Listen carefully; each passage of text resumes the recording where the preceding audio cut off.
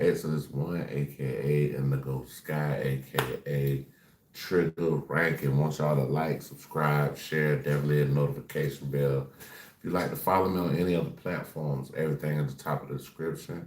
If you'd like to donate to the channel, Cash App is in the description of this video. That being said, let's get this show on the road, y'all.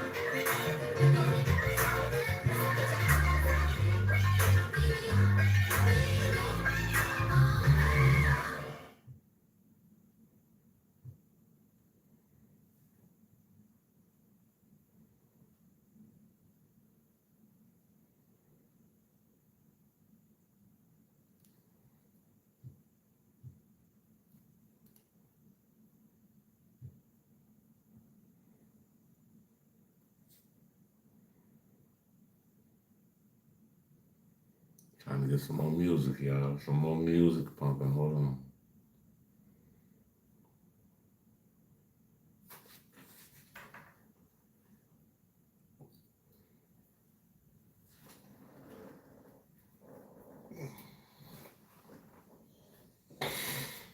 Oh, man.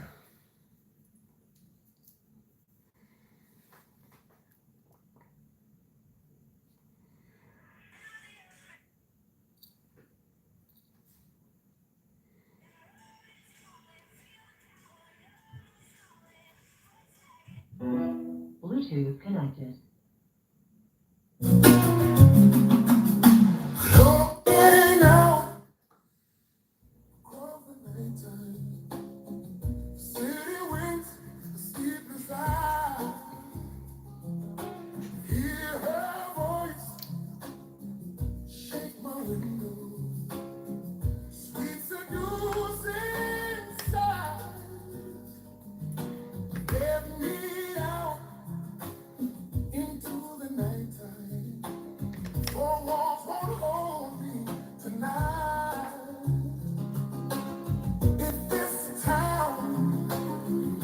Just a example. Let me take a ride. And they say, why? Tell them that it's human nature. Why? Does it do me that way? Why? Tell them that it's human nature. Why? Does it do me that way? Reaching out to touch a stranger. Electric eyes are everywhere, everywhere. See that girl, she knows I'm watching. See that girl, she likes the way I stare. They say why?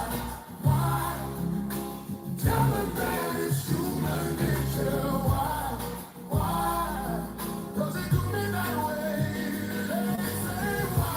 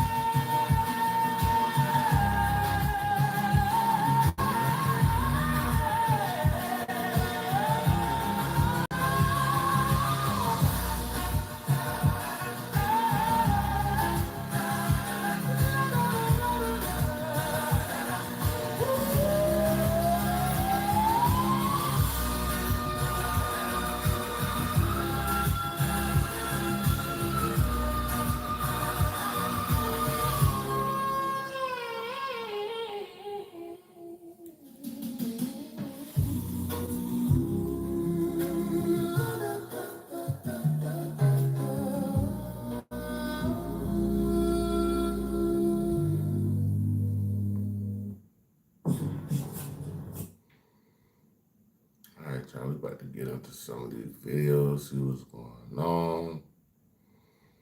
Adam 2, betrayed and exposed by another co-host.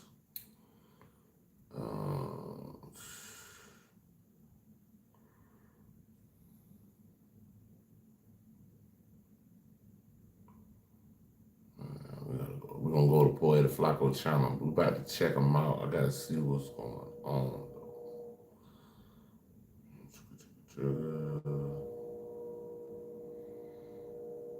All right, y'all, we about to go to Poeta Flacco. It's an update on the Carmelo Anthony situation. Let's see what's going on. Carmelo Anthony is cooked, bro. Them white folks about to fry him, man. It's over. The Frisco 18-year-old accused of stabbing and killing another student at a track meet was indicted today for first-degree murder. Carmelo Anthony is accused of killing 17-year-old Austin Metcalf in the stadium stands during the April meet. Anthony was 17 at the time and has been charged as an adult. Fox 4's Amelia Jones has more tonight. Amelia. Steve, the indictment is the natural next step in any criminal case, and it paves the way for the case to move closer to a potential trial. The Collin County DA's office and Carmelo Anthony's defense attorney released video statements about the indictment. Both shared that they will be ready to present their case in court when the time comes. Tuesday, a Collin County grand jury indicted 18-year-old Carmelo Anthony for first-degree murder. Before we get this video started, if you want to learn how I made $142,000 from YouTube this month, join my community by clicking a link in the description. That's where I give you guys all the tools to grow on YouTube and make money, as well as offer you guys the opportunity to make videos to do joint videos, joint reactions that get posted on both our channels. I also promote your videos on my social media pages. Don't you want to work with me? Like, click the link in my description and join my community. Let's get started. Let's grind. Let's make money together. He's accused of stabbing 17-year-old Austin What Metcalf. am I going to do today? I don't know. Just lay around the house and I might make some tracks today, though. I might make some beats today. Earlier this year, Anthony was 17 at the time of the stabbing. Hold on, He y'all, was let me being get tried this as an adult. right The Collin County District Attorney's Office released a rare video statement about the indictment. When something like this happens at a school event, it shakes people to the core. But let's remember that the justice system works best when it moves with steadiness and principle.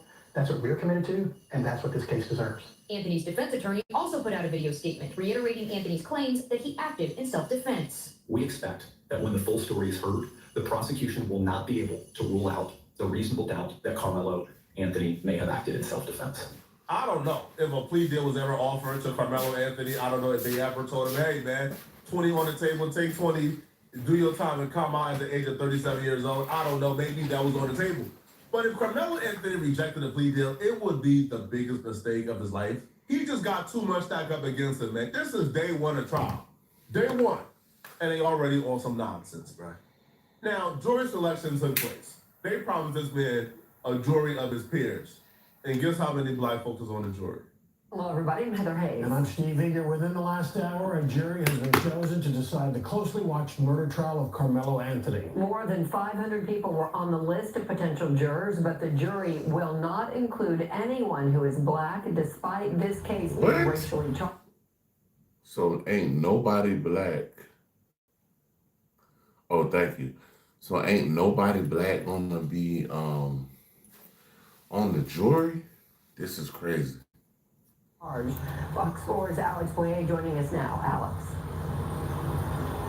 Hey guys, good evening. That's right. And I can tell you that a court spokesperson confirmed that there are indeed no black jurors on this panel. And I can tell you that before this jury panel was seated, the defense objected to 3 black women being struck by the prosecution.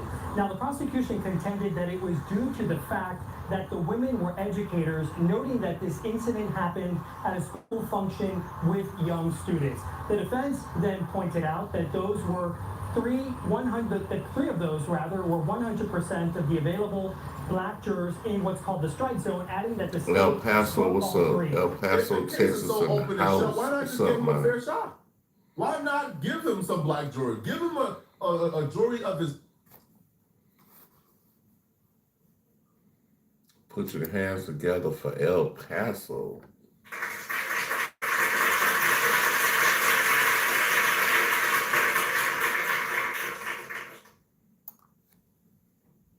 Oh, thank you, bro. Peers. I don't know. But no black jurors on the jury, really? Well, thank you, And the Bean. people they struck, I'm so Divine confused. Yo, Bean. who's more capable of being a jury in this case than educators? Than people like who understand like the school dynamics, understand what's going on. They understand the full context of what both Carmelo Anthony and Austin Metcalf will be going through. Still think a new phone might cost a fortune? I can't play copyrighted music, man. YouTube, they got strict guidelines against that. I can play some of my music, but I can't play no copyrighted Then music. discover about SME phone packages, and you may get your perfect model without breaking the bank. Don't forget to show it to your friends. But I'm sure whatever you want to hear is So on what both YouTube. Carmelo Anthony and Austin Metcalf will be going through. The judge went out and reviewed their questionnaires and came back. See, that's still, if you own the rights, that's still like a little sticky type of thing because I don't know how you're set up on YouTube. So if I play your music and it's under a label or something like that right there, it could get copyright restriction. And said that the defense's challenge to the 3 jurors being dismissed was denied. The judge said the from court Florida. found that the state had Jacksonville. non-racial means But I live to in, strike the jurors. I live in Now, Georgia. background. Carmelo Anthony, I live in 17 year Atlanta, time, Georgia. is accused of fatally stabbing 17-year-old Austin Metcalf last year at a Frisco ISD track meet. Anthony was reportedly sitting under a tent for a school that he did not attend. Witnesses say the two got into an argument and Anthony stabbed Metcalf in the chest. Metcalf died in his twin brother's arms. Police said that Anthony told them he acted in self-defense. Now, this case has become racially charged, fueled in large part by online speculation, rumors, and 1K. misinformation. On Wednesday, attorneys for both sides got an hour and 1K 45 here. minutes to question the reduced poll of these potential jurors. They were questioned on their views on a variety of topics. Yeah, this is crazy, bro. including race, how Like, they felt about serving on this case, and if they little buddy voted ain't against the finna. defendant, I'm pretty sure he ain't gonna beat this behalf. though. The defense also tried to gauge if the potential jurors would be uncomfortable giving Anthony a lower sentence if there is a guilty verdict. We don't want it this way, but this case is divided across racial lines. It just is. And if race didn't matter, the prosecutors wouldn't be asking their opinion on certain racial issues during the jury selection. Of course it is. They didn't disqualify those 3 black educators because they may be biased against Carmelo Anthony. That's absurd. No, they did it because they were black and they felt like them being black would help Carmelo Anthony. Straight up. It's simple as that. But So he got an all-white jury? That's crazy. An all-white jury. Wow. He's cooked. kid is as guilty as they say. Why try to railroad him? That's what I don't understand. And they even put in that like disclaimer, oh, there may be some other minority. Man, listen, there ain't no minority like a black person. I'm just, no minority rides for black people like black people rise for black people.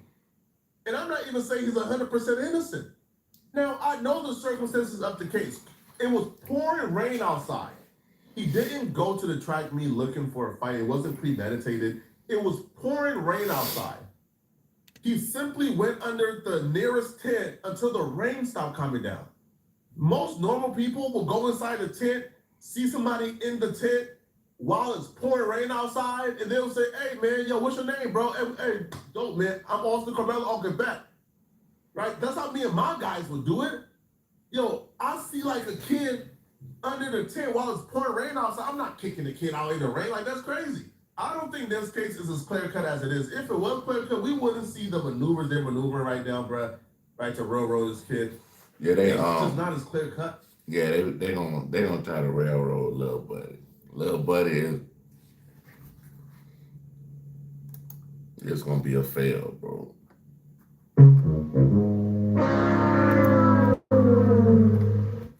It was at this moment that he knew. He fucked up. Man. Yo, Carmelo Anthony is what, 5'6", 130, 40 pounds? He was like a little track star football player. Austin Metcalf is about 6'2", 240. The kid might, my life is in danger. Yo, this dude put his hands on me. Now, I gave him several warnings. Hey, don't touch me. Hey, don't touch me. Hey, don't put your hands on me. Several times. And the dude put his hands on Carmelo Anthony.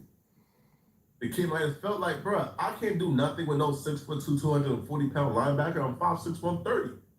What you expect me to do to defend myself? I gotta use a weapon. Now, it's one thing if he had a gun. That's one thing. But a knife, you can't really say he aimed to kill the person. He swung it to get him off him. Who knows? Now, this high-profile case continues to draw supporters and spectators to the Collin County Courthouse. We saw another group of folks demonstrating at the entrance of the courthouse this afternoon. We expect that to continue throughout the trial, which the judge hopes to have wrapped up by the end of the I just hope he week. get a fair trial, but it's already like, Anthony was in court he ain't finna get no fair trial. They finna try to railroad in a this purple man. shirt, which is also the color many of his supporters have been wearing. He did take some notes during the proceedings. I can also tell you that there does appear to be some minorities on this jury panel. Again, however, none of them are African American. Opening statements begin tomorrow at 9 a.m. Now, apparently the demographic in their county is like 0.2% black, like 16% Indian, 20% Hispanic, 50-something% white. So the minorities that are included more than likely are probably Hispanic and Indian. And with a black man being on trial, that might as well be white. Hey man, listen, bro. And that applies to Hispanics too. Yo, if a Hispanic man is on trial and you say he's representing Trapaholics, real trap shit. because there's a black guy on the panel, he's gonna tell you might as well bring an all-white panel, bro. Because that's no representation. I'm a Hispanic guy. I'm a Mexican man. What would an Indian guy or a black guy? I don't know if y'all heard about the case. It was a young kid. He was unalived by a store owner. The young kid stole some water, and he was leaving. Walking away, and the store owner shot him and killed him. Crazy. Being on his jury box means for me absolutely nothing at all. Right? They're not more prone to vote not guilty. No, they don't know me. Right? You have to have representation. Now, here's the thing, okay? I heard Megyn Kelly and a bunch of these people speak on the situation. And you could tell from their tone, this is personal fault. This is personal, bro. Personal. They're damn near celebrating the fact that there's no black people on the jury because according to Megyn Kelly, right, if there were black people on this jury, it will be another OJ situation. The particular jurisdiction where this is going to be held, Collin County, 2024 election results, interestingly, went 54% for Trump, 43% for Harris. It's 54% white. It's 0.7% black, 16% Hispanic or Latino, 18% Indian, it says. I don't know if they mean Asian or 18%. American. It's a lot of Indians it's out there. predominantly white. And so, you're probably going to have a jury that reflects that general makeup. Not sure exactly how that will play, but certainly should play better than the OJ trial played in Los Angeles for, a jury that was predominantly minority. But I ain't gonna lie to you. I'm not gonna count them out all the way because at the end of the day, bro, this could be a surprise trial. Like if he gets, let's just say he get a hung jury, or even if he get a hung jury, hopefully they let him out. But just think if he gets acquitted of this. If he gets acquitted of this, yeah, this could start something big in America. Phil mentions the thing about provoking. We already got fools like Chud around here acting a fool. Oh yeah, we gotta do that one right there too. Yeah, Chud video would be a good one too. The thing is, Carmelo Anthony could argue that he was provoked potentially by Austin putting hands on him. Number one, Phil's right. The force you use after somebody lays hands on you cannot be disproportionate. That deadly force cannot be used. Now, that is actually true. But when defending yourself, you got to think about his age, how old he is. Austin Metcalf was 6'2". This kid was 5'6", 60 pounds soaking wet. So at that point, you got to look at it from, he felt like, he was, outweighed as far as like, he was like, buddy bigger than me. So Just because somebody places hands on you, even if it's a push or a shove or like a try to. Want to make beats but are intimidated by FL Studio and Ableton. This app lets you easily create your own beats without. I gotta download this damn app right here. Got to do it. Pre-made drum patterns I might get on here. and high quality sounds. Yeah, I think I might have to get on there. A push or a shove or like a try to pushing you out of the tent. That's not going to work. You see what I mean when I say it just sounds personal? It just sounds personal. Right, they're bringing up this OJ situation saying, hey, bruh, y'all better not put no black folks on this jury. Now, this is before they even knew that there was a black person being put on a jury. They said, hey, y'all better not. Y'all see what happened with OJ? Man, OJ got off because those black folks had a problem with the white cops. That's why they let OJ off. Don't put no black folks on this jury. I don't think black people would hit a jury box, see somebody who was clearly guilty of murder, and then voted not guilty. I think black people will only vote not guilty if they truly believe Carmelo Anthony is not guilty, right? And they keep on bringing up reasonable force. I don't understand. What is the reasonable force here? This is a 5'6" Nah, but see, reasonable force is, just to explain it to y'all, you cannot have one force higher than the other. Like, they look at it in the court of law, it has to meet. Like, just say if a guy pulls out a gun on me, and I pull out a gun on the guy, well, if I defend myself with a gun, just say hypothetically, he pulled the gun out on me first. I pull the gun out. I take him up out of here and send him to wherever he's gonna go after life. That's mutual force. But if he got a knife and I got a strap, it's different. 130, 140-pound kid who got into a physical altercation with a 6'2" kid who's like 240 pounds. What should he have done? But even let's say he's going to say, I thought he had a weapon or something like that. If you provoked him into laying those hands on you, you can't win on a self-defense defense. Right. It's going to be a very. Bro, he didn't provoke him. He just told him, don't put your hands on me. If somebody say don't do something, that's like if I go touching on a woman right now and she don't want me to touch her, she said don't touch me, that means don't touch her. So same thing with this kid. You tell her to do, hey bro, don't put your hands on me, bro. Case for the defense. I think we They have better a be little bit of glad a he hint ain't as to had what they're going to argue in some of the goddamn statements. He hasn't made a lot of statements. Pull but the that defense shit lawyer back did make a and statement goddamn. that I've looked at a couple times. He said something about the state's not going to be able to disprove beyond a reasonable doubt that this was self-defense. So I think even he has recognized that this isn't what we would call a perfect self-defense. It's a very messy self-defense, but I think he's going to put it up anyway. And honestly, I don't think he has a lot of other options other than for him to, present this to the prosecution and plead for mercy, which is what he should have done because he murdered this kid. I mean, he definitely murdered this poor child who should be graduating high school and getting ready to go off to college. Should be enjoying his last summer before college, and instead his parents are mourning his loss. I mean, it is murder, and I don't think a jury is going to cut him any sympathy. The fact that he walked up to this tent where, you got to think about the situation. It's a track meet where there's lots of different tents.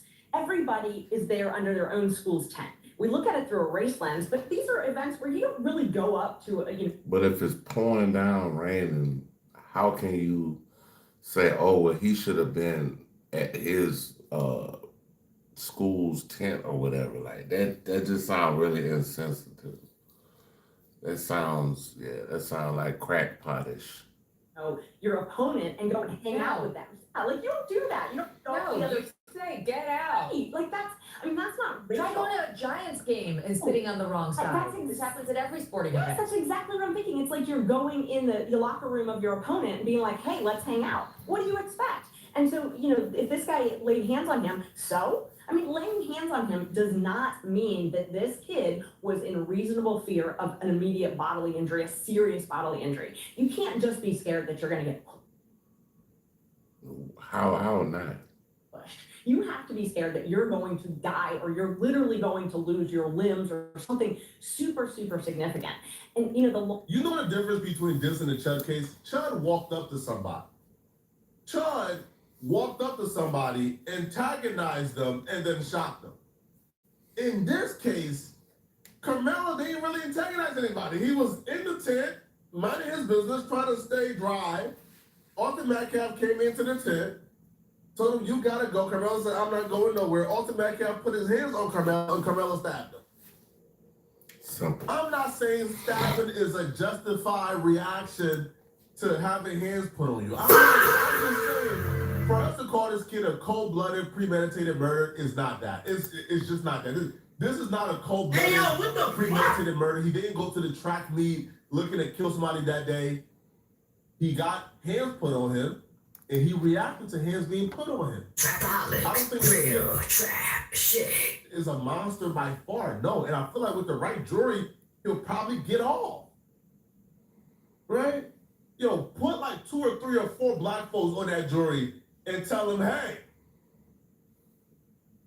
this kid put hands on this kid who's a 5'6" black, and he put hands on him and tried to drag him out the tent. Man, bro, black folks, hey, man, not guilty. What, man? We heard enough. Man, not guilty. So I don't know, bro. Y'all let me know in the situation, man. Yo, for me, yo, all right, y'all, we just got through reacting to Poetic Flacco. We about to flip back to one of his other videos. It's a update on Chud, so I need to do this video because it's an update on Chud. Let's see what's gonna happen. We might do the Adam 22 joint too. So yeah, it's about to get. It's gonna be a poetic night. Too loud? Not loud enough? Never again will this be a problem. Precise volume gives you up. Today is the worst day of Chud the Builder's life since he's been arrested. And the reason why today is so much worse than any other day that he's been arrested is because today there was a glimmer of hope in his eyes. All his racist buddies. So it was a glimmer of hope. That nigga Chud thought he was going home. It just said, sit your punk ass down, bitch. Told him, yo, he's coming home today. Sit your punk ass Today's the day you down. get released from jail.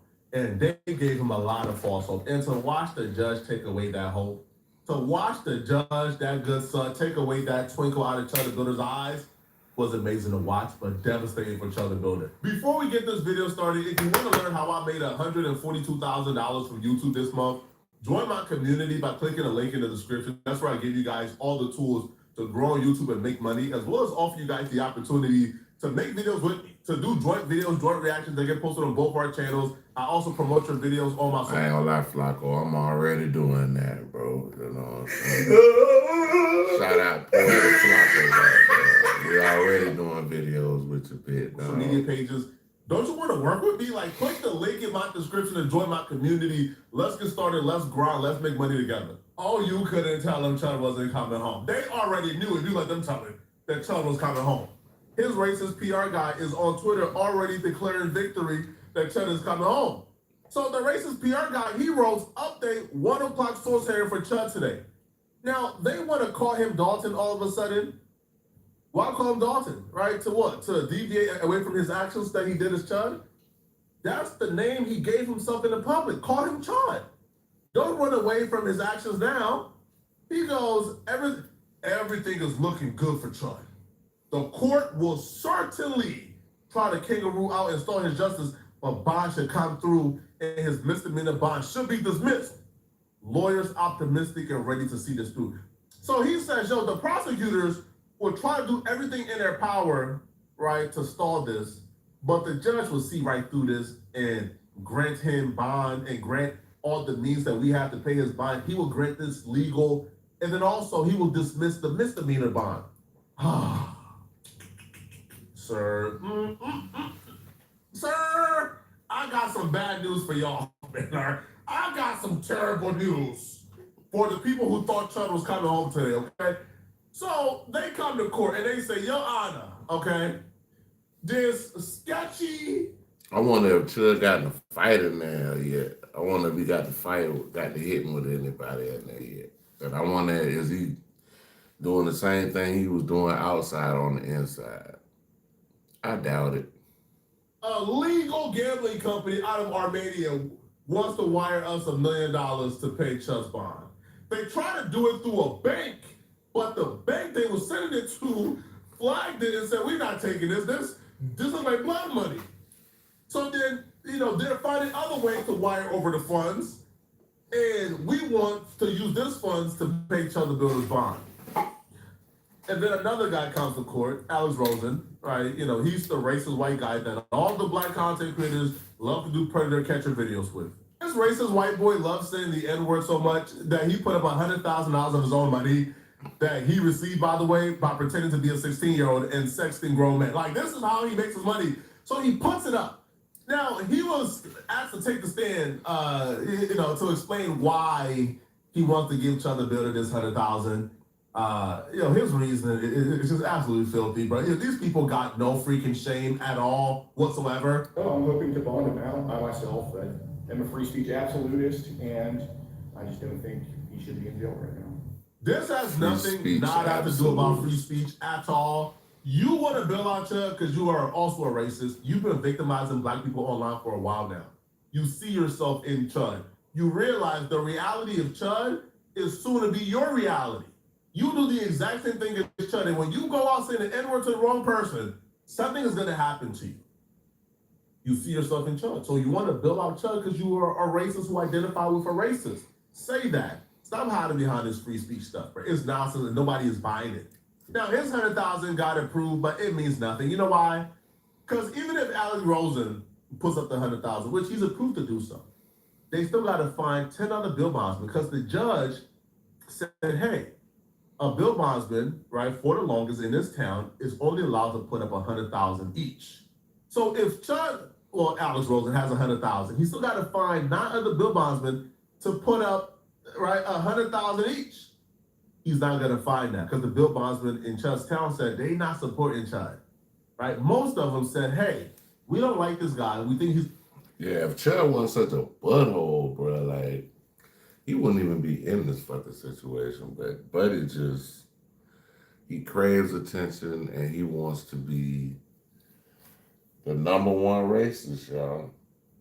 It's not cool to be racist. I ain't gonna lie to you. It's not cool. It's not a good thing. Shouldn't carry yourself like that, people.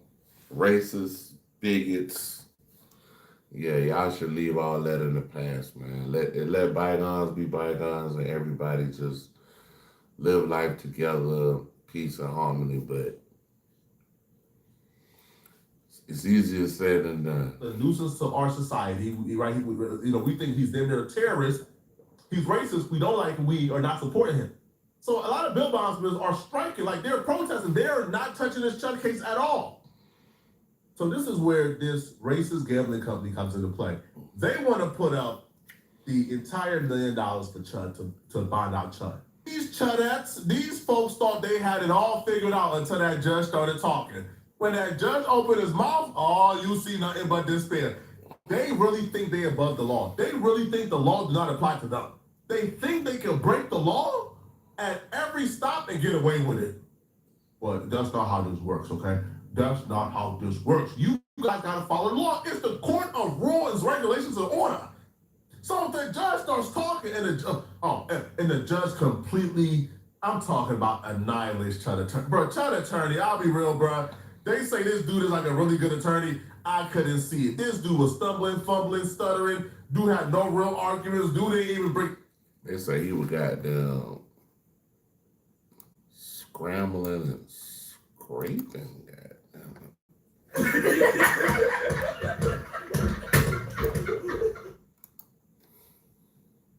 He's right, Nothing. Dude was just completely unprepared. The judge completely chewed them up for dinner. Watch how the judge broke the bad news to Chud and his attorney. And I know some things about that. There was an attempt from Dual to send Mr. Leverson $1 million in funds. There was some kind of flag that a bank put on those funding. And then the individual owner, or one of the owners of Dual, I'm not exactly sure how that's all structured, but one of the owners of Dual is wanting to send him that collateral personally. So I believe that's in transit as we speak. But again, between the insurance and Dual's actual cash money that Mr. Leverson will be holding, there's the $1 million right there in full to the court very much. But again, that's more of a security for Mr. Leverson and his company at this juncture. We have the capacity to post the bond. So that would just, I hope, put any fears to rest from the court that if Mr. Show that they're... Well, look like Chuck gonna have to sit in that bitch.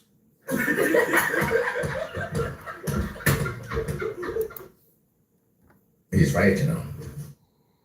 Wouldn't be funds to come to the county.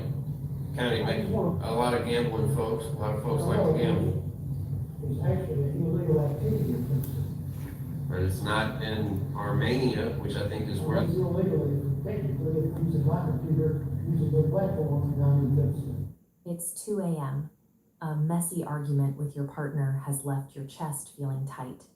You reach for the one thing glowing, your phone. You open a generic AI app and start typing. You lay out the fight and your deepest insecurities, asking a machine the question keeping you awake. Am I in the wrong here? Almost instantly, the screen fills with warm, empathetic text. The AI assures you your feelings are entirely valid and you deserve better. This diagram shows the architecture of it.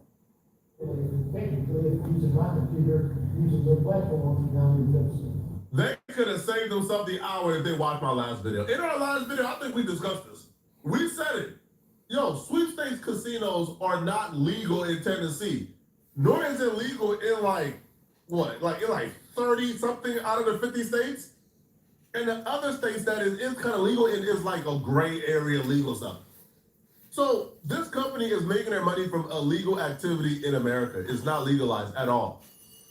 You're not using that money to bond out somebody, bruh. It's not happening. All right? It doesn't matter if it's legal in Armenia. Yo, what type of lawyer is this? That's like me telling you, hey, bro, selling coke is legal in some parts of Africa. And the judge asks, okay, where is the $1 million coming from to bond out Chuck? Hey, bro, it's coming from the coke money we are taking to sell coke. We traffic drugs. Excuse me? Like, trafficking drugs ain't legal in America? What? That's the equivalent.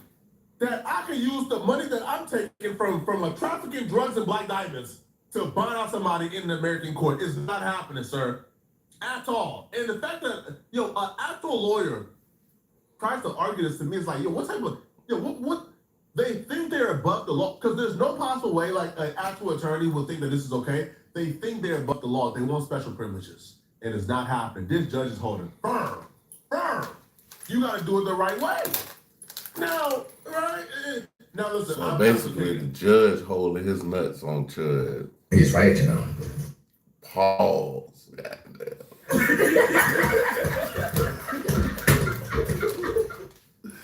He holding his nuts on Chud. All right. Y'all can do the whole, it's America, freedom span, man. We don't play fair when it comes to races, homie. Right? I want for every right that Chud has to be violated, bro. Yes, I want to be violated. Right? After rules and regulations. But in this case, the judge is being fair. The judge is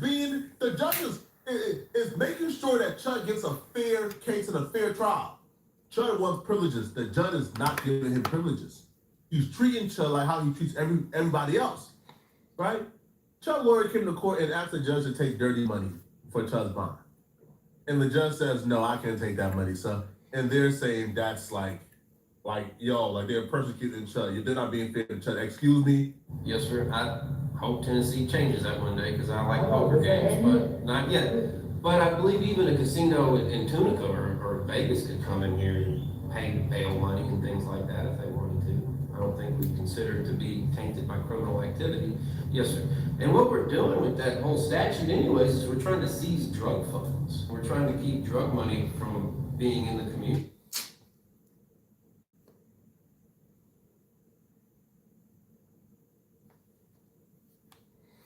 I don't. This lawyer, he's some bullshit. He need to get rid of him. Bullshit.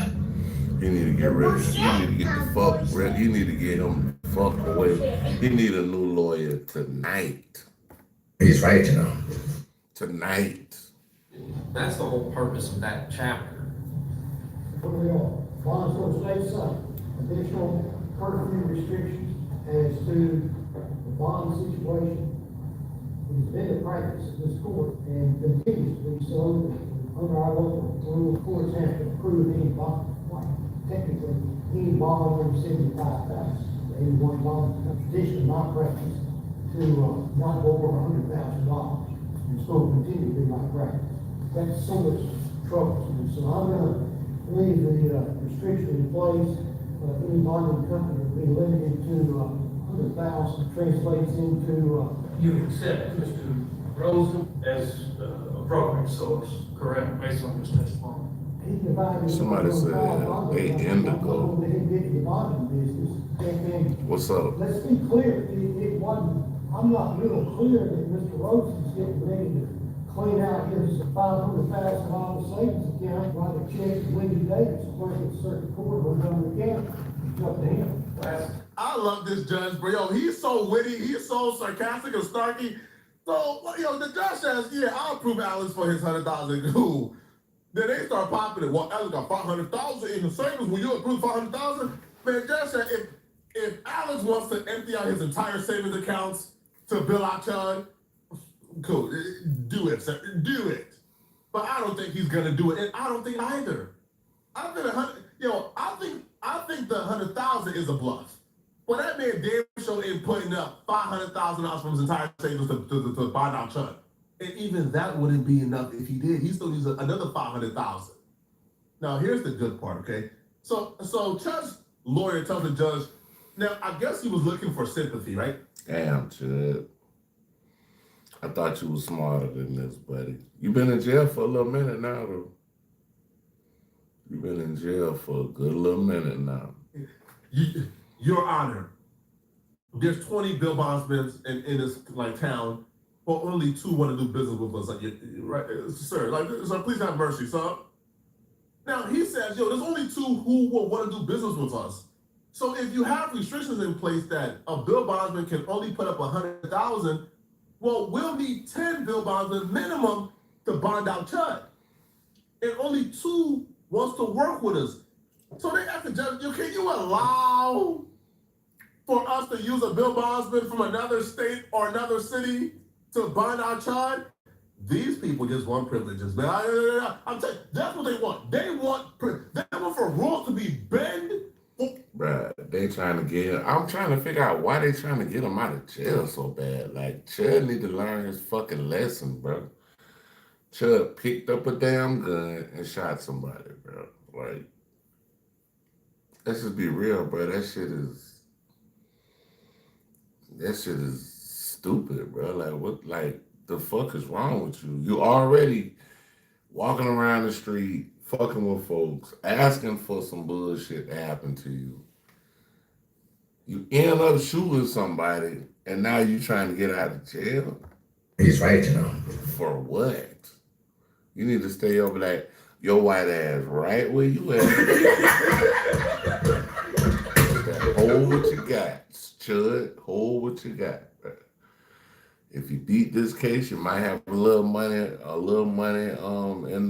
that whatever GoFundMe shit they got for you.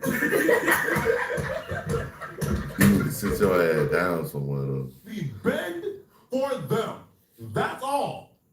Cause Chud is so stupid that if he got out of jail, bro, I ain't gonna lie to you. I just feel like he this dumb.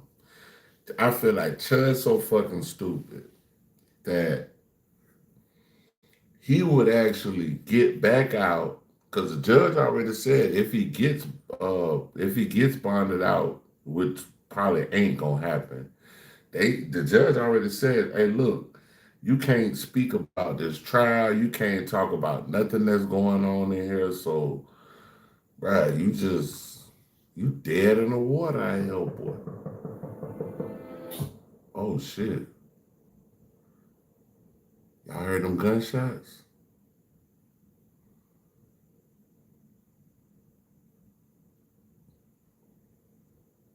It says, have you ever thought about shaving your beard to look like a mustache to have nice double mustache? I don't know what's going on with that, but hey, it is what it is, bro. Like, I'm not shaving my beard for nobody.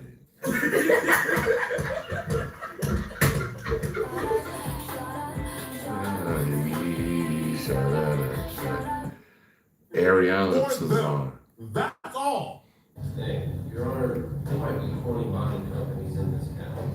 It's my understanding that maybe one or two are willing to do business with us. Is there any way the court would consider raising the amount of money that one bonding company can operate? 10 different bonding companies is honors. It's very difficult for us to get 10 bonding companies to do business with us, right? Well, so he's saying that we got to get 10 bonding companies like Flocko was saying earlier, but bro, that's your fucking fault. Stupid. Dumbass.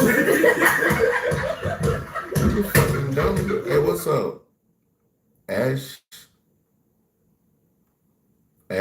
what's up, A? I just call you A. But yeah, man, come applaud the judge, man. Like, put your hand together for the motherfucking judge, man.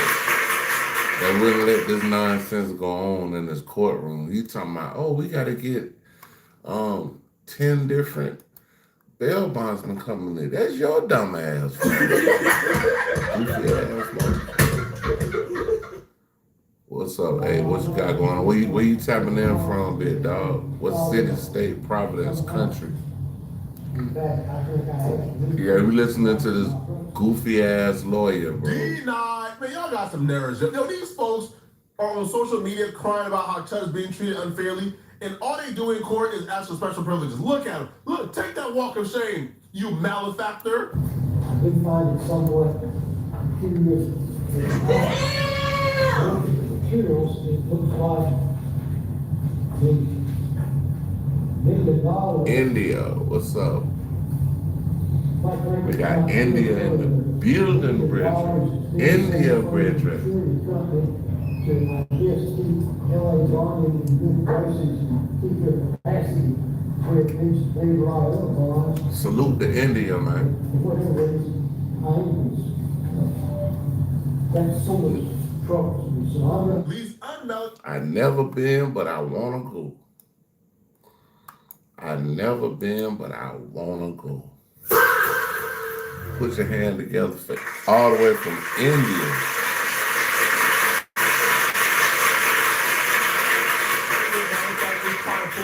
On the judge, they asked for the judge to increase the limit that a bill bondsman can use, while also asking for an out-of-town bill bondsman to be used as well. But at the same time, they acknowledge the $1 million that Dual wants to use can be used.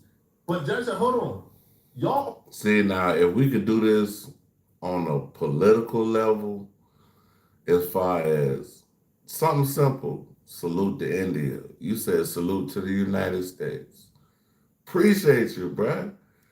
Why can't we do that in politics, bruh? In the world, bruh? Like, why can't we do that? Why can't we just get along, bro? Like, shit's crazy, bro. Like, we can get along on YouTube, but in the government, we can't get along with different countries. He's right, you know. Come on, bro. Already, like, transferring that $1 million to a bill bondsman that's out of town. Y'all didn't transfer that money to a bill bondsman in town. If y'all had intentions of using an in-town bill bondsman, then wouldn't y'all have transferred that money to an in-town? I don't know. This just worries me, the judge said. And I agree. It looks like they're up to something nefarious, man. Now, it looks like Chud, though, will be getting joined by a couple one of his homies very shortly. It looks like the unmelanated malefactors will be joining Chud. Okay, so I just seen something earlier, y'all. I don't remember. I know it was on Instagram, but it was somebody doing the same thing Chud was doing. He was going out there. He was harassing people of color, and he got punched in his face. He fell to the ground. His head hit the pavement, and he is basically a vegetable right now. He doesn't have he damn near in a coma. He don't have no movement, no anything. It says turn on your watch WWE. Turn on my watch. Oh, it said true. Do I watch WWE? Nah, I don't watch that, bro. I don't watch that, bro. I used to. I watched the one that was the WWF, the World. The World Wrestling Federation. I used to watch it when it was this That's old school. That's old school, bro. Like, if you know about WWF, that's old school. Go look it up. That's where Hulk Hogan and all them, Mr. T, Junkyard Dog, Kamala the Great. Yeah, it's a lot of ones. Ultimate Warrior, all them. Unmelanated malefactors will be joining Chud in jail shortly. Shortly, right? Goddamn, Roddy Rod, Piper, Ric Flair, all of them. That old school. See, I'm naming old school. All these new people, they got the women. I don't know none of them chicks. I don't know none of them females. They got a black girl. She's supposed to be doing good in it, but I don't know, bro. I haven't watched wrestling in damn near shit. Whew, damn near 30 years. Is already in jail, by the way, in Frisco. The racist PR guy who speaks for Chud spokesperson, has announced they're about to stage a coup in Clarksville. They're damn about to stage another insurrection. These people have said that because Chud didn't have his way in court today, they're about to head to Clarksville to cause trouble. So if they go to Clarksville, messing around with the people in that courthouse,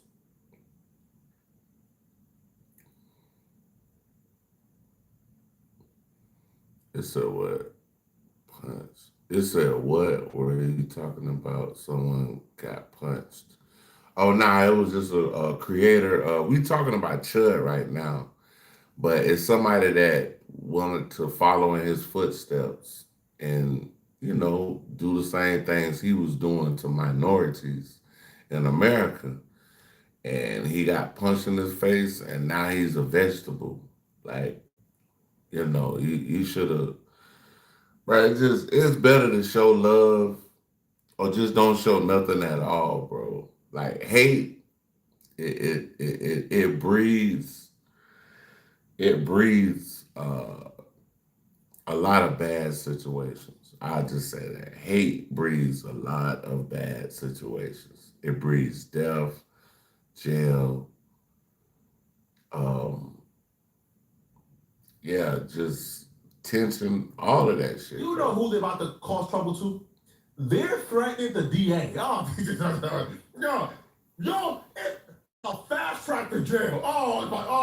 We about to have a great summer.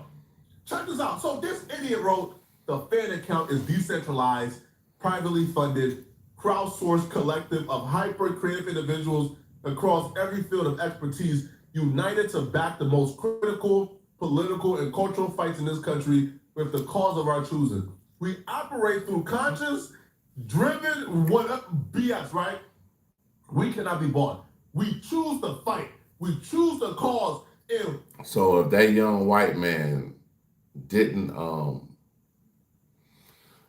if the white man didn't, want to follow in Chud's footsteps and go out here and get recorded, messing with people of color, if he didn't do that, he would be walking around and he would be okay right now, but he chose to do the latter, and now he's laying in a hospital bed and can't move. So, hey, you play stupid games, you get a stupid motherfucking prize. He's right, I ain't no hand. Once we choose, we do not stop. We will make sure the truth comes out, whether like it or not. See you in Clarksville. It gets worse, okay? Every corrupt court, worst nightmare. They're threatening to stage a coup in the court. Now, let's go up, Okay? So he Man, goes, I'm gonna tell you what's gonna happen. They gonna have some folks out there. So this shit getting to where it's like almost like a civil war type thing, and they don't. I'm just saying they don't want to go in that courthouse playing around, bro. But them folks, they gonna have big guns. I'm talking about big guns. I ain't talking about no little 38 and all that. Them niggas gonna have some. They finna. This is what? Drinking beer can't do corrupt black judge very drunk. I don't know what you're talking about, bro, but anywho. soon, Clarksville. I don't know Honestly, what buddy it's talking about. impossible to find a relationship. I mean, I'm 40. Well, have you tried Date My Age, the dating app? Into stage of cool in the court. Now let's go up. Okay? So he goes, see you soon, Clarksville. And they put the DA's face on their binoculars. DA Robert Nash. These people have lost their mind. And they go, I'm going to flip Tennessee inside out. They think they are prosecuting Chud, but we're going to prosecute them. Y'all going to jail, bro. Oh, yo. Yeah, y'all going to jail for real, bro. You about to get locked up. You might get worse than that. They might put you in a box and put you in the ground. Y'all go up to that motherfucking courthouse fucking around and see what happened, bro. You have to applaud the audacity of white folks, man. The caucasity is caucasity. We just had to watch, right? And us melanated beings, and even my white folks who watch this channel, all right? I know y'all don't rock with y'all. We rock with y'all too, man. I rock with y'all. Flacco love y'all, man. As a matter of fact, if you are Caucasian, comment in the comment section, man. Flacco, I'm Caucasian. I rock. It said, bro, Texas full of, bro, is Texas full of punks? I heard punks? Texas? I don't know, bro. I don't know nothing about Texas. I live in Georgia, but I don't know nothing about Texas, bro. I ain't gonna lie. But they got punks everywhere, bro. They got punks all over the world, my nigga. Like, He's right, you know. For real. Like, they everywhere. It's like an epidemic. With the calls, we don't rock with Chuck. Bro, let me know, bro. Let me salute y'all, man. I'm sending a voice note to every white person who comment that I'm white and I'm not rocking with Chuck. But when I say this, please don't be offended. The caucasity. This only belongs with certain white folks. Dog, these folks says that because this man is not being given. That's one judge, bro. That's one judge. I mean, we just had another judge. She was making love in the chambers, and they heard her through the hallways. So that's one judge, bro. Like, judges are people. I don't care what skin color you are, white, black, Asian, Malaysian, whatever you are. You dig? People are people. They're just like people that put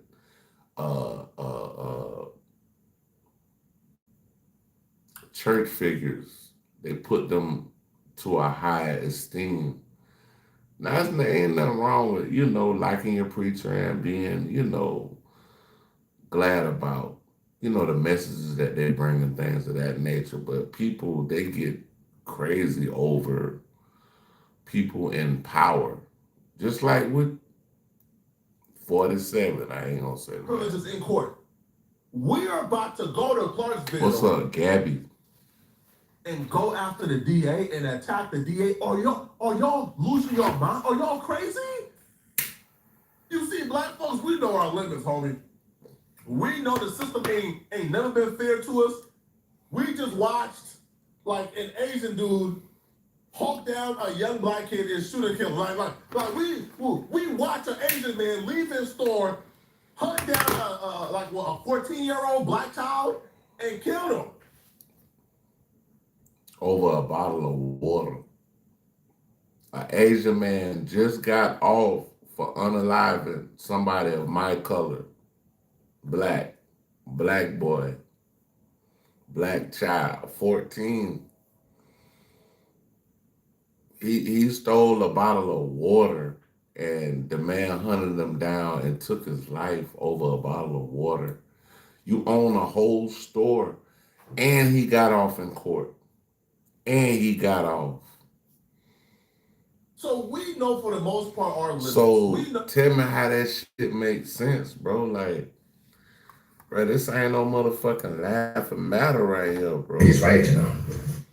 I'm really thinking, dog, that they trying to start something, bro. Like, I never seen the movie Civil War, never seen it. But when they're about to bring things to the forefront, they usually put it in movies to put it in front of your face to kind of show you what's going to happen in the future. Same thing with this Disclosure movie. I don't know if y'all heard about that. Stephen, I think it's Stephen King, if I'm not mistaken. It's the Disclosure movie. And it's talking about aliens and all this other shit. And Donald Trump crazy ass is out here posting pictures with him with a fucking alien, bro. Like, so are they trying to tell us something? Like, I mean, what is really going on? Like, this shit's getting spooky, like.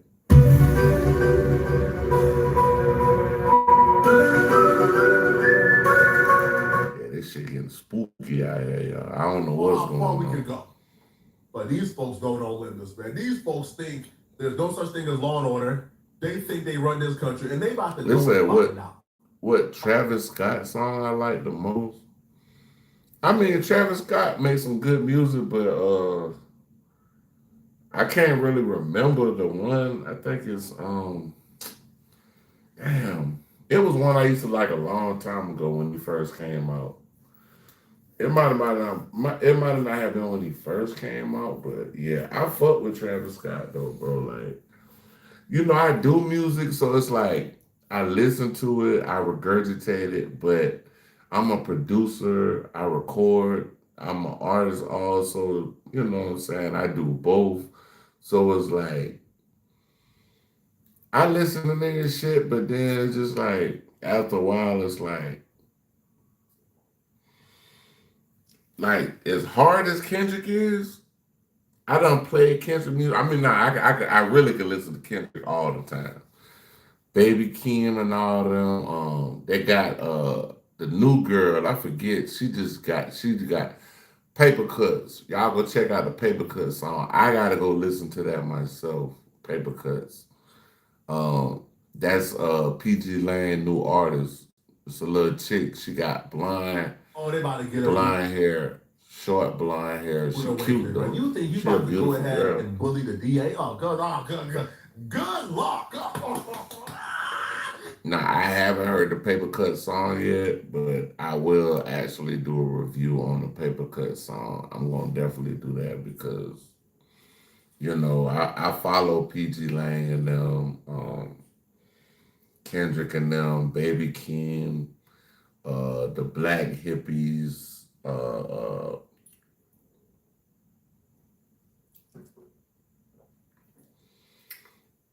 Schoolboy Q. You know what I'm saying? I rock with the whole team, dog. Like, you know what I'm saying? I rock with the whole team. Do it. Oh man, y'all let me know in the comment section what y'all think about this, bro. I want to see this, man.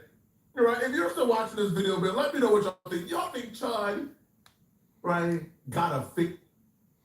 Yeah, Chud got his ass. I don't know. He got his ass in a world of trouble. And he ain't gonna really be able to get out of this shit. Chud is fucked up, bro. Like, you fucked up, bro. You was running around here like a chicken with his head cut off, talking smack to people and talk that shit to the wrong person. Ended up had to goddamn file for him, and now you in jail and you can't get out. And the judge gonna make sure you can't get out.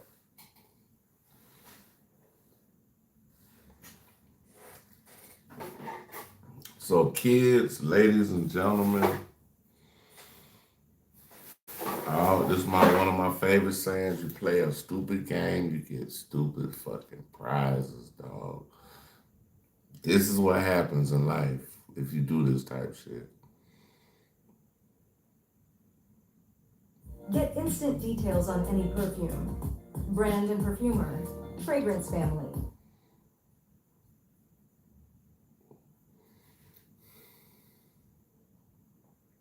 It has came to my attention that this No Jumper employee just quit the podcast and is attempting to expose Adam 22 and other No Jumper employees and affiliates on the way out, claiming No Jumper is a police platform and they play police games. Adam a better man than me, bro. I'm not doing charity by hiring these bums and then having them come up there and act like they franchise players. The most recent bum that just quit No Jumper is the same dude who Adam had to regulate on camera, embarrassed them, violated him, marked him out, and he claimed to have quit and then came right back to the podcast. Well, hold on. We're talking about like topics and then you just I dare you to watch this podcast back. Come on, do it. Don't stop touching me. Stop it. Stop poking me. What is this?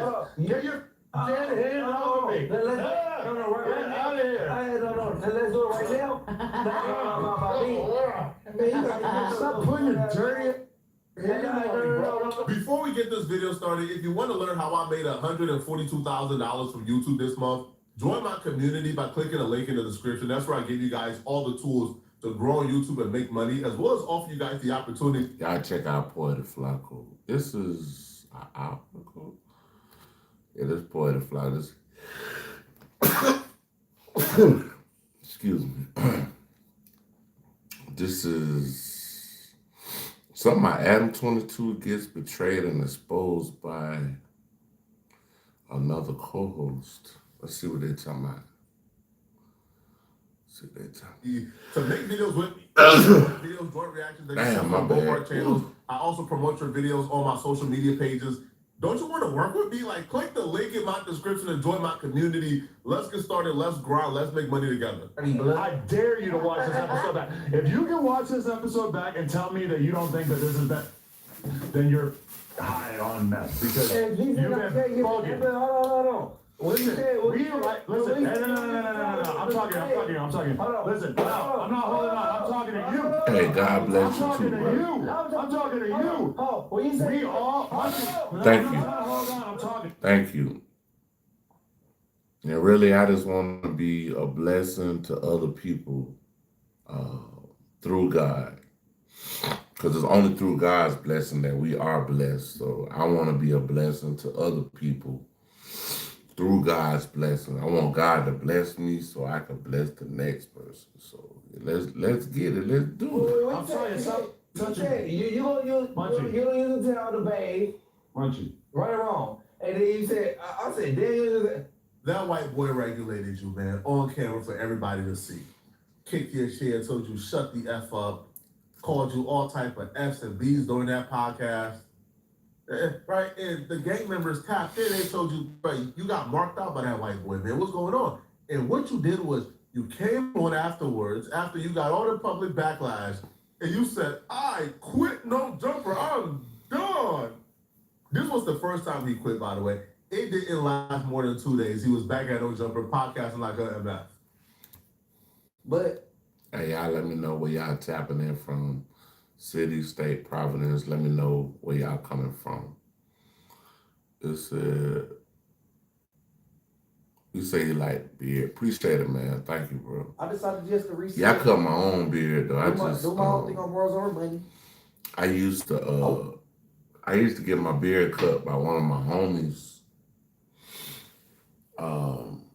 and he moved like down there, about a 40-minute drive away, and I had to start learning how to cut the shit myself. So I got good enough to where I could do it in my sleep. I can go to sleep and cut my beard. I know how to do that shit. Was it five? You know, Wisconsin, I give him an what's up? ultimatum. I'm in Atlanta, that bro. sit down that I wanted. I'm in Atlanta, Georgia. I didn't wait. I requested it Wednesday, and I hit Josh and Adam Thursday. Hey, thanks for the opportunity, but that's my last Tuesday. I'm good. You know what I'm saying? I'm straight. And that was that. Listen, bro, he was back within 2 days, man. He was back podcasting with Adam within 2 days because he understands the reality. If you leave no jumper, you'll have to go back to get interviewed in a stinky bedroom. A bedroom with dingy bed sheets and a soiled floor on a chair.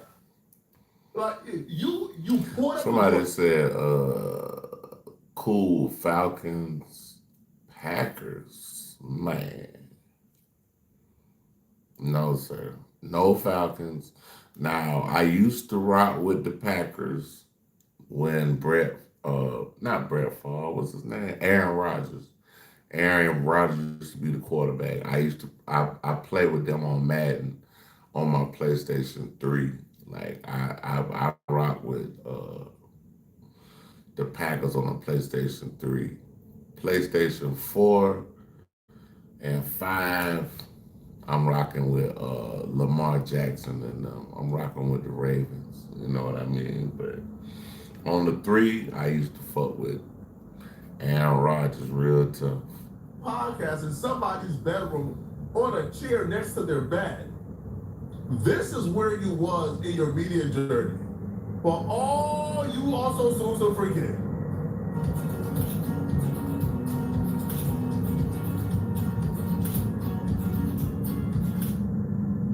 For all you also soon to forget. Right? You came on that white man platform, that white man turned you up, got you famous, got you lit, got you not rich. Yeah, he with the Jets. You know, he got you some notoriety, some fame, and now you're soon to forget that when you leave this platform, you'll be right back in. I think Atlanta got a new quarterback. We ain't got my first cousin no more, Kirk Cousin. We ain't got him. They paid him a goddamn king ransom and shit to come out here. But I think they got a little, if I'm not mistaken, I think they got a little black dude, if I'm not mistaken. But yeah, next year, well, did you watch game 1 last night? Well, yeah, last night. Because I damn sure was in that shit. I watched the whole fucking game. So what you popping it for? We know you're not going nowhere. We go up here like, squat on it or whatever, you know what I'm saying? I mean, we in there, Packers. what's that shit called? Went up there and played Victor and they're like, I'm a better man than me, bro. I wish I saved one of these dust buckets from doing interviews in bedrooms in the projects. And then he coming in my fine establishment acting like he a superstar player, acting like he a deep. Man, send him right back to the bedroom, Adam. Send him back to the bedroom. And I don't care how much he begs, but send him back. Now, this time around, he has quit again. And he's apparently blaming me for why he has quit No Jumper. Solely off of whipping this dude to metal, all right? So this is Adam BMX buddy. Came up with Adam. I'm there. And Carl got the phone to the mic. Bill to the right of me. Jay on the other side of him. The whole time he there, I'm feeling like Bill, he got good volume. But he wasn't looking for no problems. He gave all boy what he was looking for. I'm feeling him. I'm thinking he cool. I'm trying to see what Shador gonna do for Cleveland next year, bro. Like that's gonna be. I'm gonna be tuned in to all the Cleveland games, all the Ravens games and the Cleveland games. I'm gonna be tapping into all of them. I mean, I do watch Atlanta if they on TV. I'll watch them and shit, but ain't nothing really, Ain't nothing really to be pressed about. Hold on. Towards the end of the pod, somebody takes all the police in the parking lot. I'm like, police? Like, I mean, wrap it up, right? There goes the neighborhood. So, Jay Hood called his girl, like, the police out there? She's like, yeah, they pulled in. The Twins, that's a Minnesota twin. The Minnesota, since, what city is the Twins in? Cincinnati fan. Cincinnati, what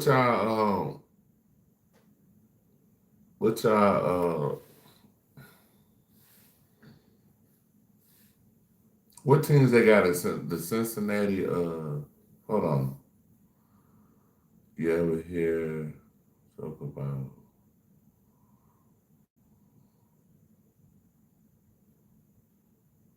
Lambeau, Minnesota? Nah. It said, who's your squad? Oh, you talking about the Bengals. I ain't gonna lie to you. I don't fuck with the Bengals, but I fuck with Ocho. I fuck with Ocho. So, my boy Ocho, I rock with him. That's who he played with. So, yeah, I fuck with Ocho tough. Oh, yeah, the Minnesota Twins. I knew it was one of them. This is what I don't know what you talking about, brother. All it out, right? I'm like, that's weird. So I'm like, boom. So I leave and go home. And then next clip. I don't know if this is no, only say, it's okay. Vale took a video of me with something that resembles a firearm hanging on my pocket, that resembles a firearm, and posted on his story. And I'm not knowing this, right?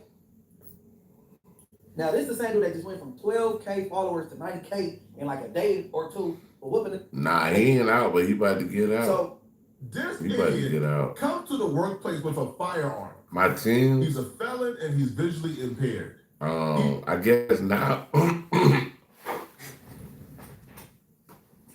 Now in the finals, my team is the Spurs. I want the Spurs to win. NFL,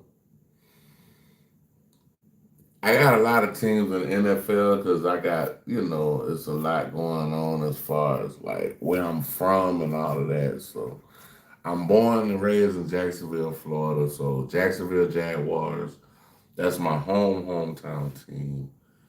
I live in Atlanta. I go for them every now and then when I'm here. My teams probably would be that I go for in the NFL would have to be the Ravens. It says Lambeau Field had to fix the end zones. I don't know what that means. There was too much moss in them. I don't know. I like moss though. I like Moss. Randy Moss is one of my favorite players. He's just looking to hurt somebody. Of all time. But then he gets upset that the firearm is caught on camera.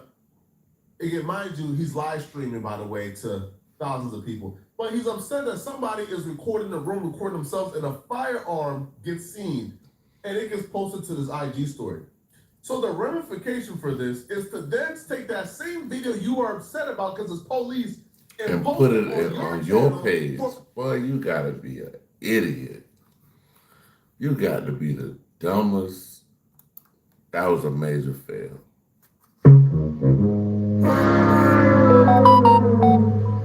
And when them folk come knocking at his door, FBI, open up! you're gonna be like, It was at this moment that he knew. He fucked up. More people to see. Randy Moss, bro. Athlete for Nas.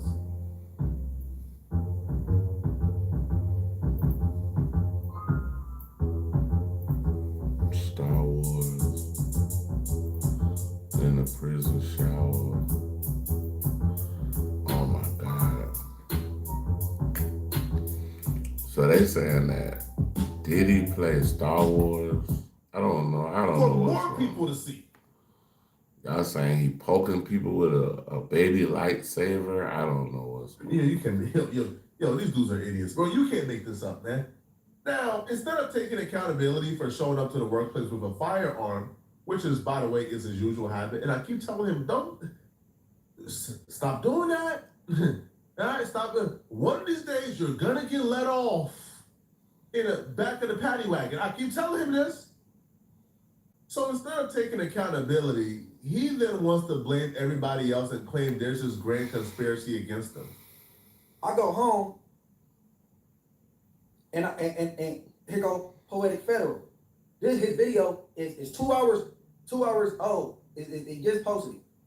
He reacted to Spotty Face and J Hood going back and forth, right? Okay.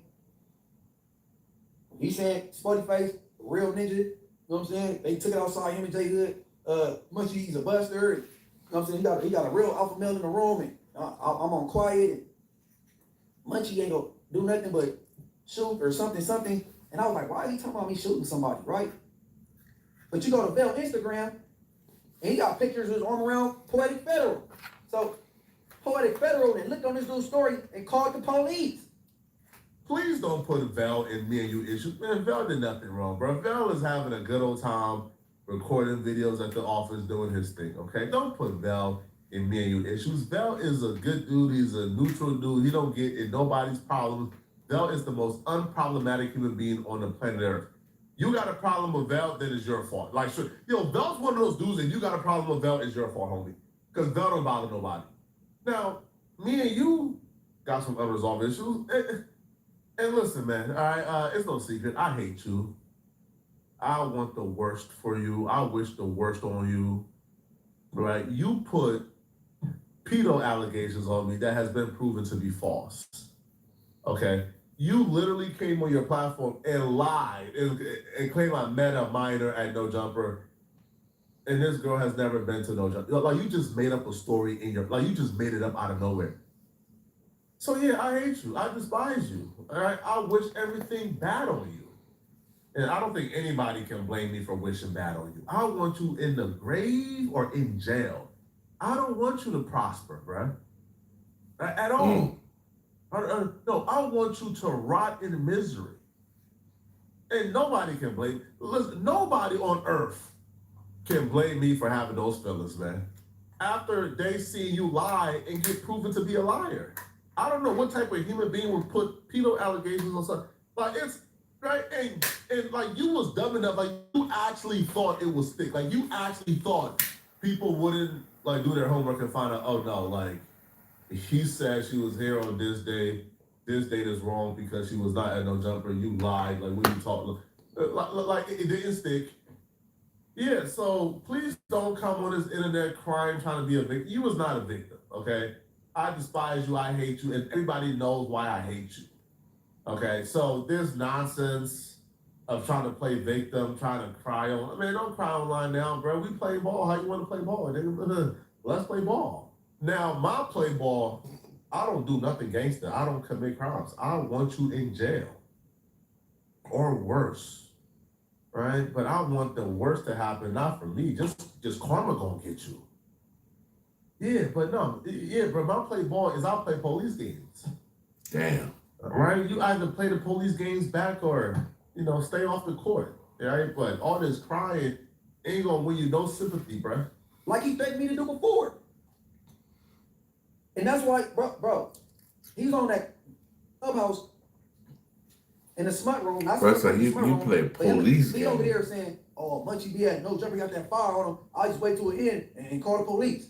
He threatened me with that before. So here this dude, I don't know what to make Vail record me. Why you recording during the podcast anyway? But anyways, and highlight something that resembles a firearm. And next clip. You say resemble a fire. Is it a firearm or is it not a firearm? The other dude, is it able to rack back? Or is it not able? Can like you? any vision, like any vision, like bro, listen, man, he gonna pull out that gun and tell about himself and sue you, Adam. Don't do it. So if I'm Adam, you probably get rid of the scary one, keep Spody, keep J Hood, right? Because at least they gonna go outside and fight each other. The other dude, he talking about he gonna shoot in the eye, man. Y'all let me know in the comment section, what do you guys think about? When I said I was gonna shoot somebody, see what I mean? That's weird. So now, when they get brought to my attention that this is on this man's story, at the time it's 19 hours old. I'm like, 18 hours ago, I was sitting down at No Jumper, so he posted that in real time. So I hit this group text.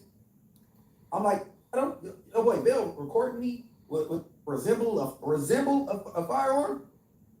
Well, I think it's more important. Why? It's something that resembles a gun and hang out your pocket. Yeah, I don't. Hey, look, bro. Hey, bro. I'm good, bro. Black fear. Hey, my freedom ain't never worth a podcast job, bro. And I don't know what to make somebody record something like that. I can see if it was in plain view and the camera caught it. If that's something that resembles that, but no, they put that on his Instagram story. Crazy. Oh, hey, bro. You hire all these Bloods, Crips, and criminals, everybody in that room, except for 3 people, been to the penitentiary. Between Fo Edgers, Crip Mac, Munchie B, Spotty Face, Young and Hefe, you know how many years of prison that is? And you talking about, oh, what's more important is that I haven't. Out of here, bro. That's here, bro. I'm cool off that blood, bro. On Inglewood. If it's a different business model or something, because I don't got it. Shut up, bro. This man says on Inglewood, but he knows if he put it on his hood, he got to stand by it. So when he says on an Inglewood, well, if it's a different business model, I'll come back. Hey, listen, if it's a different business model, if you...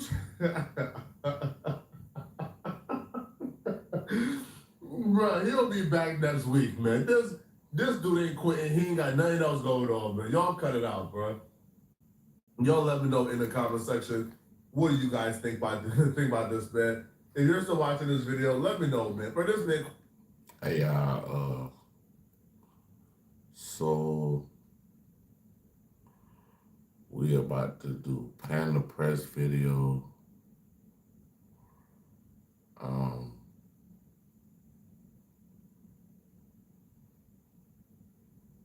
Talking about Jack Harlow. So we about to do this one. And we're gonna do another one after Small that. business accounting software. Yes, we do.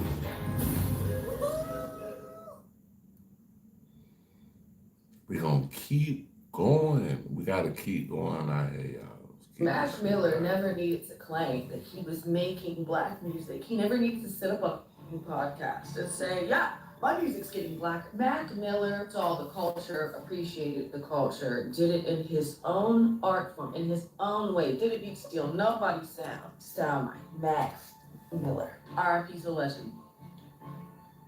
Not this funny. Who has to consistently tell time and time again, I promise you, I am for the culture, I'm part of the culture. Yeah, I'm getting blacker, which show wiggity white to know that you don't have to say that. You just have this aura about you, and you don't have it. Emotional damage. Emotional damage. Say Monica slow. What up? Sit with that for a second. Because a few years ago, this Salute. same man went on Ebro show and couldn't name Brandy. Didn't know who she... Yeah, where we at in the Panda Press? Y'all check that boy out. He got a good one. Panda Press. Hey, where y'all tapping in from? Let me know where y'all tapping in from. City, state, Providence. So then turned around and named his comeback album after her best friend and called it Neo Soul. That ain't an accident. That's the whole story in 3 sentences. Jack Harlow was never just a rapper who fell off. He was a bet, a label-manufactured experiment to see if a white face with black music and Drake energy could print money forever. And for a minute, it worked. What's Poppin' went crazy. Industry Baby was everywhere. First Class hit #1, but experiments don't last. And this one just failed in front of everybody. The thing is, the receipts were right I there never the whole listened time. to his shit like that. I think the one song I listened to of Jack Harlow that I don't know it, but I know he got a song with Drake, and I definitely listened to that song right there. St. Louis, what's up, bro? Hey, I got it right here. Hold on for you. Hold on. St. Louis. I'm talking about St. Louis in there. St. got the colorways. St. Louis, bro. Look. Bam. Bam. World Series, bro. Yeah, we got him in here, bro. We got him in here, bro. St. Louis. The Ebro interview. I got another St. Louis hat. I got one more. The other one is it's a fatigue hat, but that bit's hard.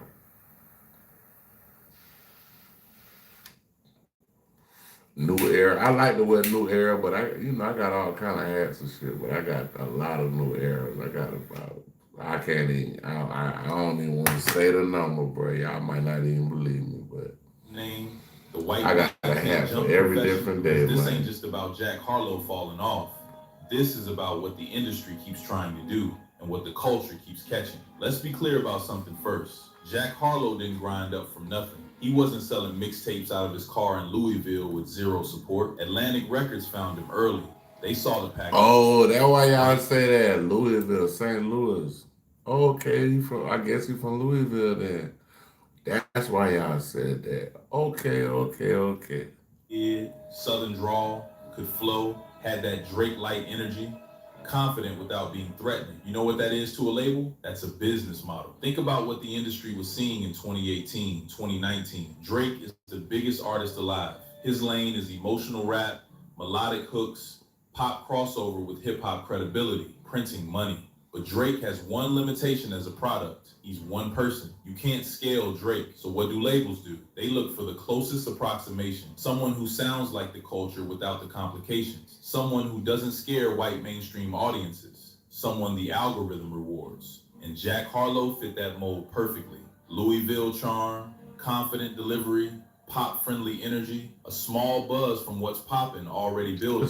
Rick Ross, Work, man, radio stop push, playing, playlist placement, feature access. Bro, I'm co-signs nowhere near to Rick make Ross, him look bro. like he I'm belonged at the top. damn near For a few skinny, years, bro. It looked exactly like it was I'm supposed to. damn near But here's the skinny out problem here, with bro. the I'm not Rick rise. Ross, bro. Eventually, somebody checks the Rick foundation, Ross. and what they find underneath tells you everything. Man, Here's what watch started out, it bro. all. And if you miss this moment, everything That man, else makes sense. you don't even have a after gray you see it. beard. 2019. How can you Ebro say Rick Garden Ross, puts Jack bro? Come Harlow on, on the bro. spot. Starts quizzing Because I him on got a black big music beard, history. man. Basic, Watch out, foundational bro. stuff. Dead Prez, Brandon, Watch out, names bro. that any real student of the culture would know cold. Jack Harlow failed. Not just struggled, failed. Didn't know Dead Prez. That nigga Rick Ross wish he was goddamn fresh as me, bro. Like, just being real with you, bro. Like, you dig? Didn't know Brandy, and the internet circled that clip immediately because the moment felt wrong. Who's Ray J's sisters? Oh, what? Who's Ray J's sister? Yo, it's back. He's serious. He's serious. Yo, he's 24. I didn't know that was siblings. This man didn't know that Brandy was Ray J's sister.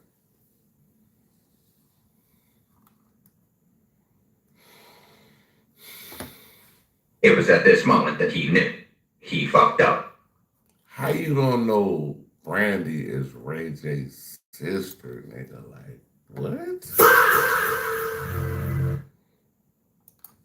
Shots fired.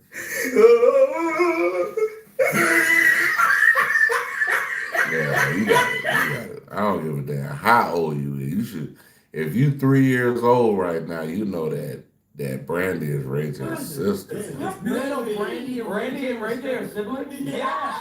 Wow. Nobody's ever told me that in my life. You just found that out today? Nobody ever told me that. Wow. That's crazy. This man didn't know.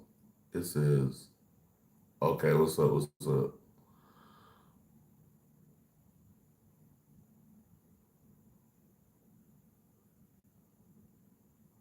Who?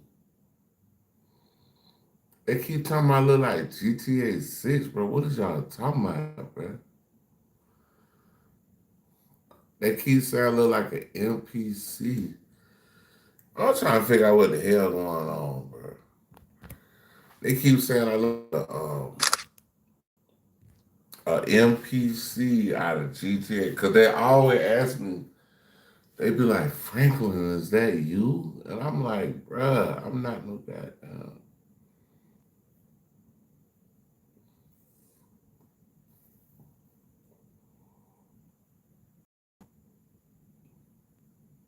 Yeah, you gotta go, bruh.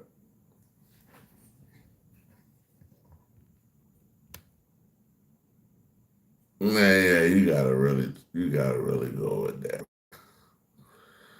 Yeah, find yourself safety, buddy. Go hug your mama's shadow, dog. For real, bro. Get the fuck out the chat, bro. That nigga was a goofy, bro.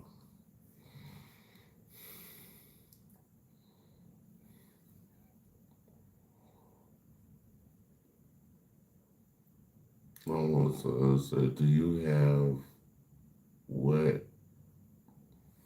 Hold on, y'all. Hold on. This shit coming fast. Hold on, let me see. It said, what is the... What? What that he said? I ain't got that one. Yeah, I ain't got that shit yet. I got a lot of them. I got that.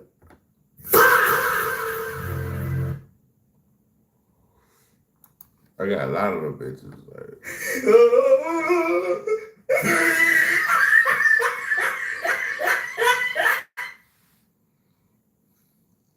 Man, watch out, bro. Y'all niggas are some goofies in here, bro. Like, bro, what are you talking about, my nigga?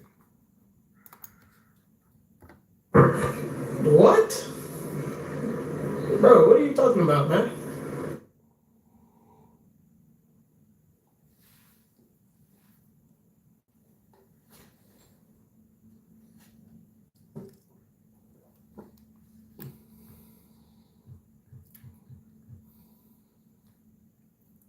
Ever told me that? Wow. Yo, give it up to Jack. Love you, Jack Harlow. Yo, that is amazing. Yo, I love that. Y'all got a good football balance. Reggie and Brandy are doing. I had no idea, bro. We just did an hour and a half of great content and just only to say, Jack Harlow didn't know Ray J and Brandy were siblings. I wouldn't want to have either. I'm talking about, I don't want my shit to be gold or yellow. Embarrassing. This man is rapping in a black art form, taking up space in hip hop, cashing checks off the culture, and he hasn't done the reading. He hasn't studied the people who built what he's profiting from. Now imagine a black artist going into that same interview and not knowing those foundational names. What happens to that career? We already know the answer. Gone. Label drops them. Culture discards them. No second chances. He not an artist. But remember how people reacted when Kai Cenat didn't recognize Wale at the BET Awards. But yeah, I digress. Jack Harlow got a pass. Kept going. The machine didn't stop. But that moment told us something real. He was performing an aesthetic without knowing the source material, playing a character without studying the role. And when you don't do the homework, the receipts show up later every time. Mac Miller never needed to claim that he was making black music. He never needed to sit up a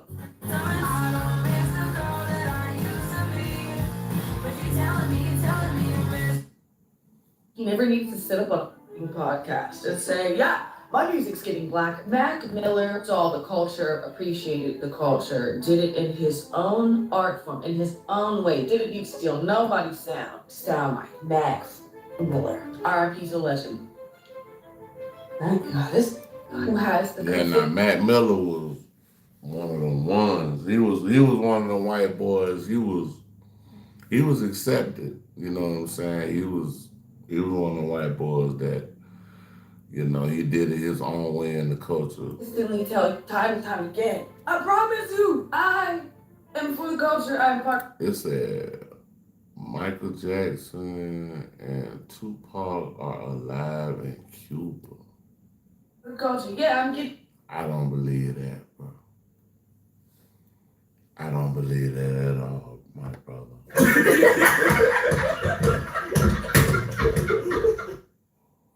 Before Blacker would show wiggity white to know that you don't have to say that. You just have this aura about you, and you don't have it. I've never seen. Mac Miller just had this aura about him that Jack Harlow doesn't have. I've never seen. Will never have. It's just not in the bones. It's not even close to in the DNA. In order to sing soul music, you gotta have something. Soul. Gotta have some soul. It's unexplainable. You ain't got it. You don't have it. You're gonna do the culture. Like, you have to have soul. Like, that's why they call it soul music. Like, people feel your soul in the music. So, like, You gotta do it right, or you gotta do it different in your own way while still respecting and paying homage to the original roots, which you did not do. Your homeboy was afraid to sing. Where was the singing? Where was the soul? Shit, I don't even know. Like, I can't even tell you that. Like, The soul wasn't there. He was humming on the beat. Humming. Soul music requires you to put your soul into it. Not to slap on a joke that you got from the internet, Monica, and play in everybody's faces. Ain't that right, homie? Now let's talk about what Jack Harlow actually was. A lot of people feel like it looks like he's cosplaying Drake, who is cosplaying black rappers. I mean, are they wrong? And the numbers backed it up. Every time Jack Harlow had a real... And that's crazy because they did do a song together, so... hit had a passage, Borrowed Gravity. Industry Baby blew up because Lil Nas X was already the most discussed artist in the country. First Class wrote a sample that carried the entire emotional weight of the song. What's Poppin' built on party energy that already existed in the culture. Every chart moment had a carrier, someone or something doing the cultural heavy lifting. Even the Drake relationship showed it. He was holding Drake's back pocket to stay afloat. Drake reportedly took 95% of the publishing on one of their tracks. me personally, I wouldn't take this level of disrespect. 95. If that's true, that ain't a collaboration. That's a tax for being persistent. And when the industry shifted, the features dried up. The Kendrick-Drake split divided everybody. Jack Harlow went quiet, picked no side. And what do you get when you stand for nothing during a war? No features, no cosigns, no one willing to loan you their credibility. So he pivoted, stripped everything back, made Jackman. No features, no heavy samples, just Jack, landed in silence. Now Joe Budden sat down to review the Monica album, and he said 4 words that summarized everything. There's white privilege in this. Not an attack, an observation from someone who has spent decades watching this industry. My problem with this is the white privilege. Sorry, I'm gonna call it out on Ramadan.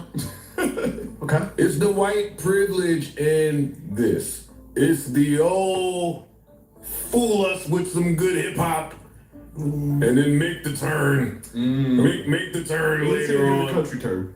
Or the rock turn. Yeah. My problem, yeah, but I mean, when Post Malone did it, boy, did he have some slaps coming. Yeah. When he finished all that Allen Iverson stuff, some slaps were on the way. Don't make me pull up that Burning Hollywood album. Don't make me pull that album up. And the country album wasn't bad. Look at me glazing Post Malone. He didn't do it like Post Malone to me. This sounds like he was trying to. I know, and that's back to the white privilege. This sounds like, white people take the seasonings from everywhere. This sounds like a Janae album. Okay. Oh shit. Like this sound like he heard all his favorite black slaps at a cookout. This sound like what in the name of Glenn? This sound like a Glenn Lewis. This sounds like a Glenn Lewis. This sounds like is this a Jimmy Cozier album? What in the name of sometimes I love her and sometimes I love her not is the going on here? Black artists putting out an album with this level of cultural confusion, this level of genre appropriation without fluency, this level of claiming neo soul without knowing who built it, that career would not survive. Think about the Jackman flop.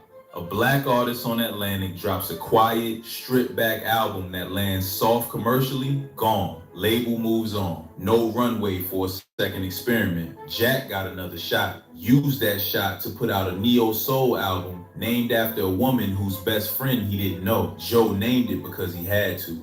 The music industry gives white artists and black genres longer runways. More. Hey, y'all hit the like button Somebody hit the like button. Just give me the 10, y'all. Give me the patience, 10, at least more 10. editorial Hit the like goodwill, button. more second chances. And Jack Harlow burned through all of it and still had another shot waiting. So this is not just about him falling off, but he stayed up way longer than the work deserved. And the reason he stayed up that long, Joe Budden told you exactly why. The Monica album is the tombstone on the whole thing. It's almost perfect in what it reveals. Start with the name. Say it slow. Mo-Ni-Ka. Now explain why a man who failed a basic black music knowledge. So somebody asked me, am I black or white? I'm neither. Quiz. A man who didn't know who Brandy was would name his Pivot album after Brandy's best friend. Y'all know what's going on, and so do I. Either he's playing in the culture's face on purpose, or he still hasn't done the homework. Both answers can be true. Then there's the neo-soul framing. He called the album neo-soul, banned hip-hop from his recording sessions while making it, said he didn't want that energy influencing the project. A rapper banned rap from his sessions to make neo-soul by someone who couldn't pass Ebro's music history quiz. And then there's White Men Can't. Damn. Yeah, this is crazy. I didn't know all this shit was going on with Jack Harlow. This is crazy. Jump. Jack Harlow stars in a remake of a film that is specifically about a white man learning to respect black basketball culture. He admitted publicly he had never watched the original before filming started, never saw the source material, never understood. You never seen White Man Can Jump? I mean, he is 24, but bro, if you gonna do a movie about a movie, yeah, you gonna. The bullshit. The bullshit. The bullshit. The bullshit. I'm just saying, bro, like that right there, that's like me. That's like LeBron James doing Space Jam Part 2 and he never seen Space Jam Part 1. What the story was actually saying. Bro? Same pattern every time. The surface without the foundation, the costume without the knowledge, the name without the history. And then he said his music got blacker. What John's saying is you What didn't. is your question? You didn't retreat. I'll piggyback off what John's saying. John's saying you didn't retreat into a whiter genre. In fact, you arguably went deeper into. I got blacker music. Yeah. I beg your pardon. I beg your pardon. Deeper into black. Yes. So was that conscious? Was that a little twist on the typical move that white rappers make, which is to retreat back into traditionally white sounds? It certainly made what I already wanted to do even more appealing. Absolutely. Because you like pushing that boundary, that line? I think I love black music. I love the sound of black music. Among Us. Yeah, I love the sound of black music. Yeah. The internet clipped it. The culture caught it again. The visual pivot was where it became impossible to ignore. Jack Harlow showed up to the Monica era looking like it's 2005 and Jaheim lent him a hat. Wide brim, throwback R&B cosplay, the complete setup. Like somebody typed neo-soul artist into an AI prompt and dressed him from the description. Combine that with banning hip-hop from his sessions and the cultural knowledge gaps on camera and the Monica album name, and suddenly Yeah, that was weird. Cause I haven't heard anything. He had a Jack Harlow had a whole thing at, cause you know I like KFC. That's my favorite chicken place to eat at. Y'all can call me whatever y'all want to call me. Favorite chicken place to eat at is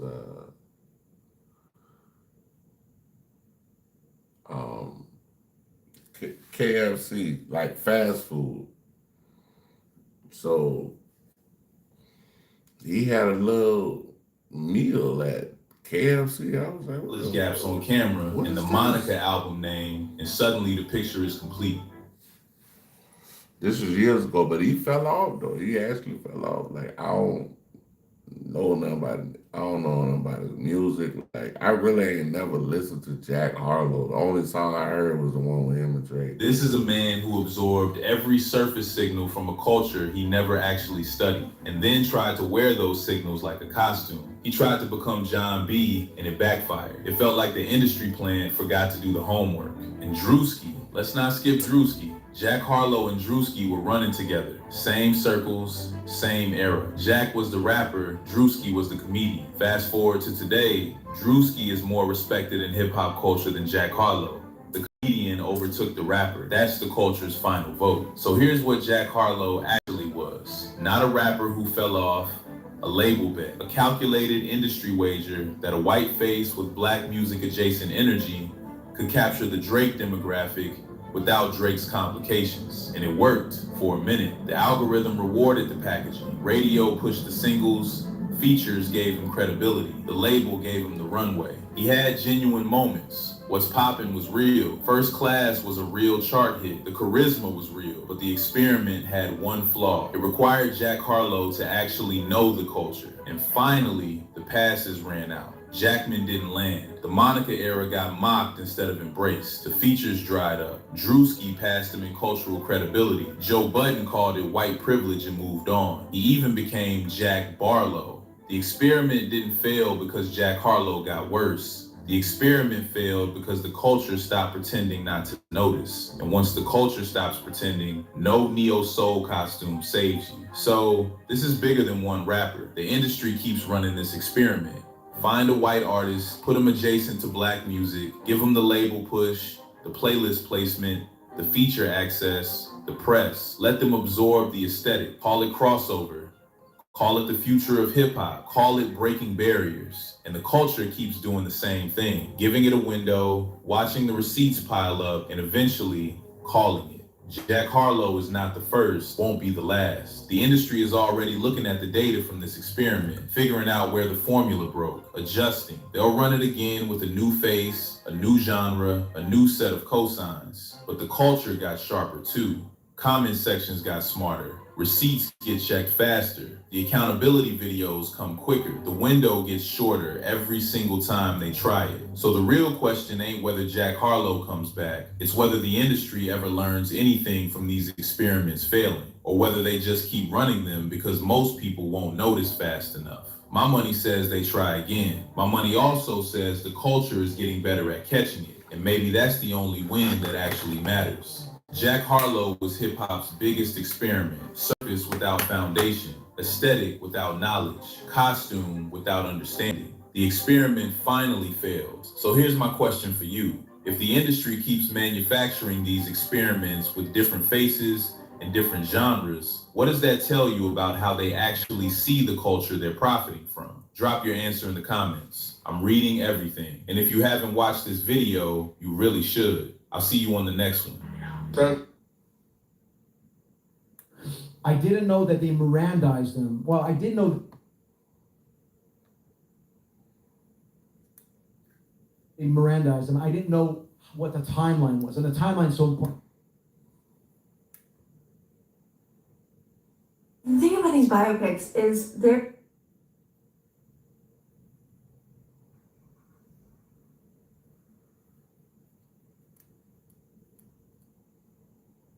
Hold on, y'all. Let's see what's going on. Let me play this Nancy Gray thing right quick, though. But hold on. I might need to see it. This little girl was led to believe, according to the state, that she and Burke had a future together, marriage, children. Sources indicate she was threatened.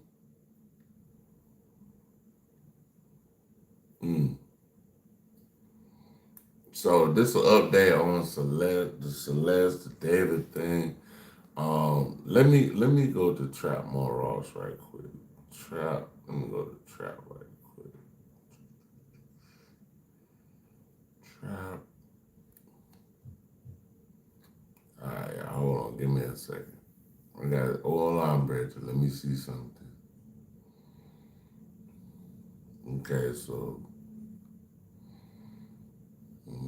Trap, but we gotta go to the David update. Let me see. Damn.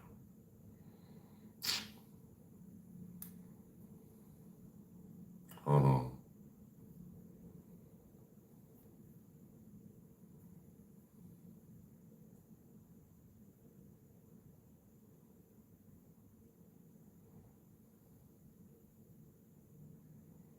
Yeah, I don't even want to see that. I swear to God, I don't want to see that. But let's go to damn, that's a new one too.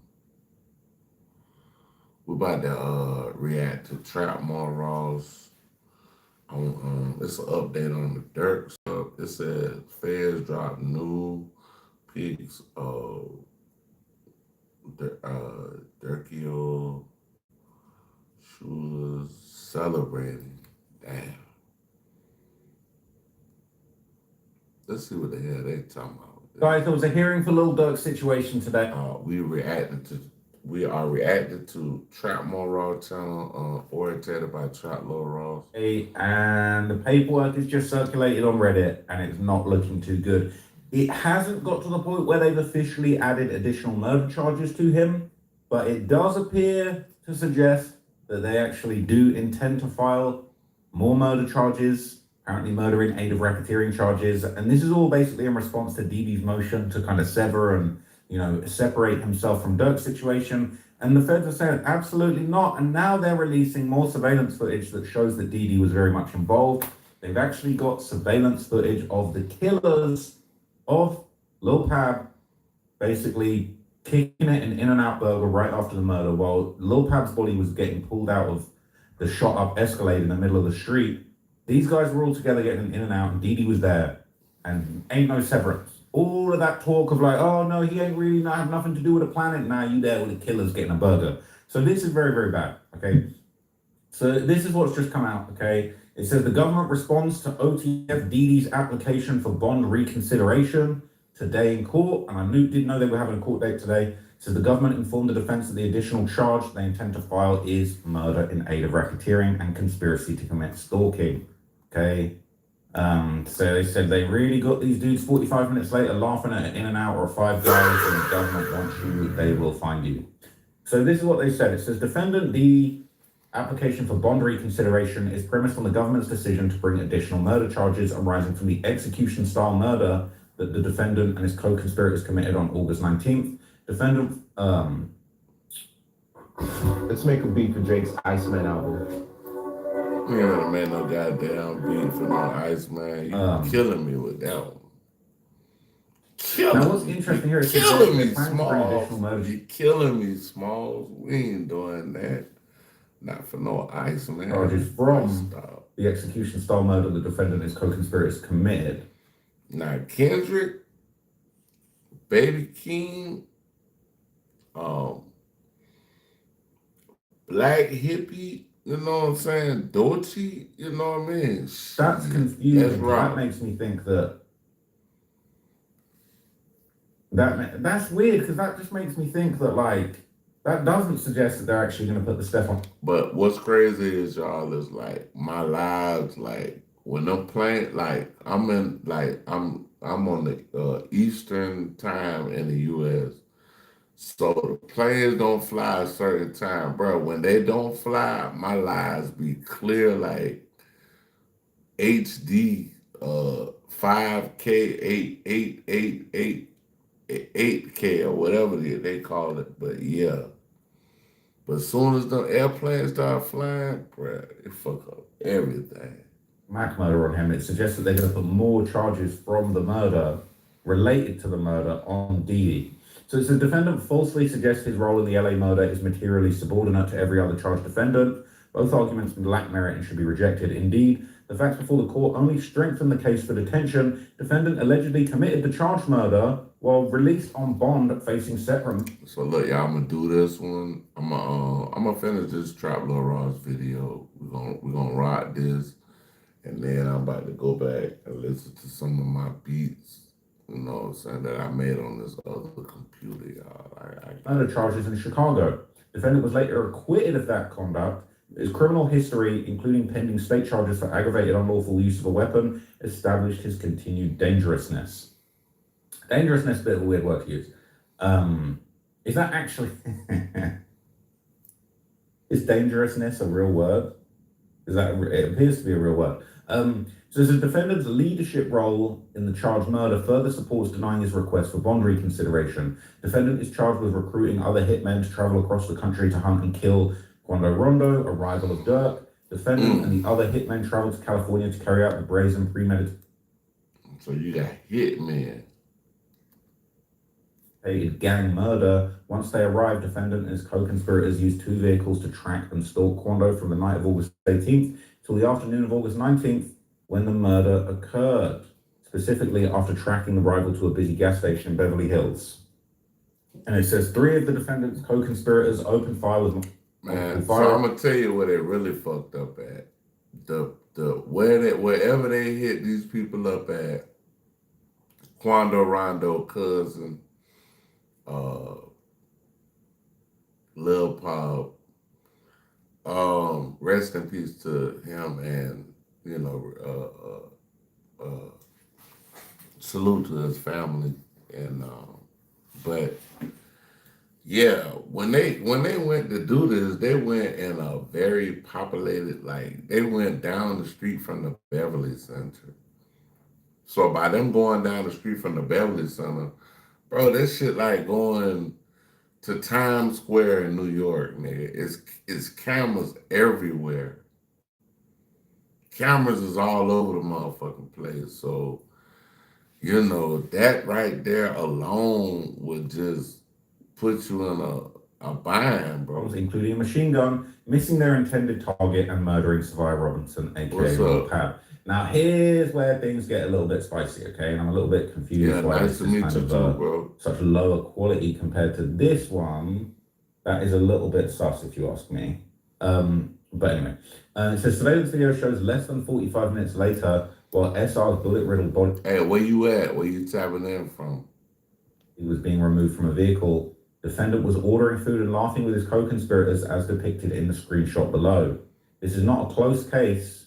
The evidence of the defendant's guilt is significant and includes testimony from multiple witnesses, text messages showing defendant recruited others to help commit the crime, and other evidence showing defendant's leadership role in the alleged gang enterprise. Defendant's willingness to commit murder while on pre-trial release for murder shows a complete disregard for the law and established he poses an extraordinary danger to the community. Contrary to the defendant's position, the government's decision to bring new charges, 1, alleging additional murder and violent crimes committed by the defendant's gang enterprise, is not mitigating.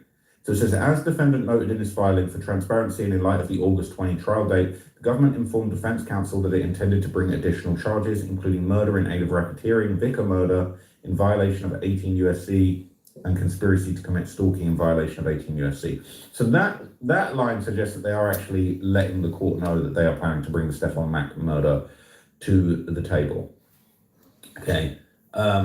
So pretty much, right, it says it's not met again. No conditional combination of conditions can reasonably assure either the safety of the community or the defendant's appearance. The application for bail should be denied. Defendant must be detained pending trial where no conditional combination of conditions will reasonably assure the appearance of the person required and the safety of any other person in the community.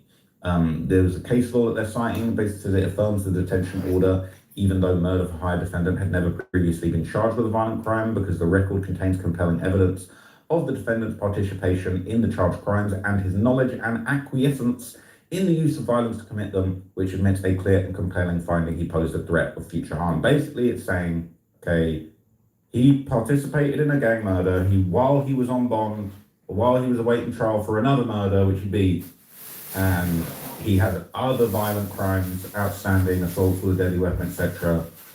And then they're about to hit him with another murder in furtherance of this whole gang that he's a part of, and he's all up in and out, laughing and joking with the killers. So yeah, no bail for you, buddy. Okay, Didi? Sorry, no bail for you. You're actually a danger to the community. You're actually a danger to me. I'm in the community, you're a danger to me. It would be dangerous for you to be out. And this is a case law. It said where they affirmed detention order for a defendant who's a danger to the community was clearly and convincingly evidenced by his readiness to commit the charged murder for hire. And they're saying Didi's ready to go. He's ready to kill for OTF the gang. So no bond, right? No bond. We don't want to have you in and out laughing and joking with the killers again. And it says, so conclusion, defendant's release would pose a grave risk to the safety of the public and witnesses and potential witnesses in the case.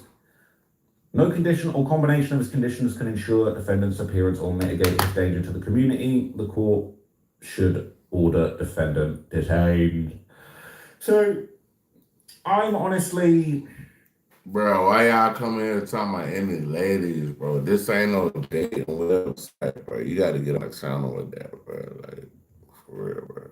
You gotta go hug your mama. I'm sure your mama is a lady. I hope she's a lady. But yeah, you can't be on here. I'm honestly not surprised that they're basically deciding to keep Didi The fuck you detained. want to come to my channel and talk to the chicks that want to, man, watch out, bro. I think that the chances are, it sounds like they're planning to add these additional charges. Now, it's a bit unusual that it would sort of say, like, where it said here that I thought was interesting about the other murder, it says the government's, contrary to the defendant's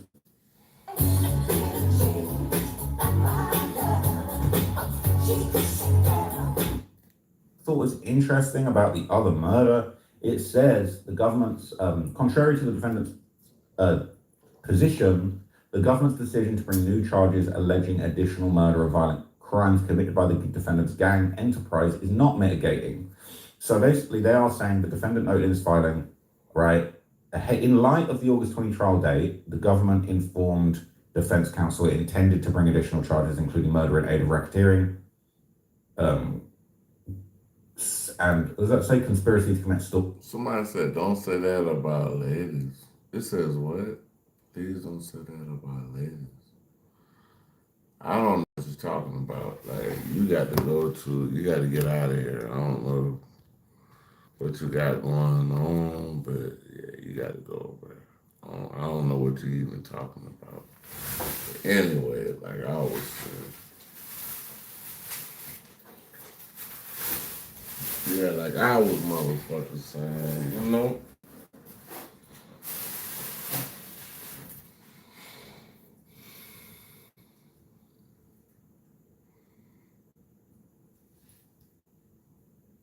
In violation of US code. So basically what they're saying is that you're trying to say that you want to basically get out and have some bail because you ain't have nothing to do with Stefan Mack's murder. The state is saying, no, you big OTF, right? You big only the family, right? You big OTF DD. Nah, you a danger to the community. You part of a criminal conspiracy to have people killed city to city, and you had a murder case in Chicago. Absolutely not. So I think that little tidbit, I just wonder when they're going to bring these additional charges, because if they bring these additional charges here in June, ain't no way they're doing a August 20th trial date. Yes, I'm sure Dirk is aware that the Stefan Mack murder is potentially something he's going to have to face. He knows what he did, and that ain't the only one. But his team actually do need time to go through the discovery action. Somebody said they're a lady. Okay, cool. All right, I'm a man, and nice to meet you. Lady and man meets each other.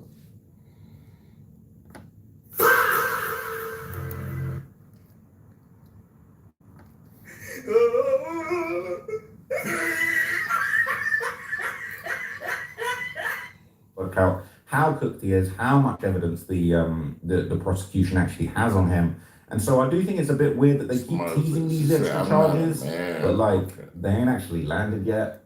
All right, man. Let me get you up off of here. You know, you want a little bit of attention. I'm gonna give you the attention you need. All right. All righty. She wanted some attention. They teasing them. I thought I would wake up today after this hearing and find out Dirk had been hit with these additional murder for hire charges against Stefan Mack, but it doesn't seem to be the case. So I don't know if we're going to get an update in the next few days. Really, like, they either need to announce these new charges and delay the trial, or they need to just accept that they're not adding these new charges and they're going to do the August 20th trial date.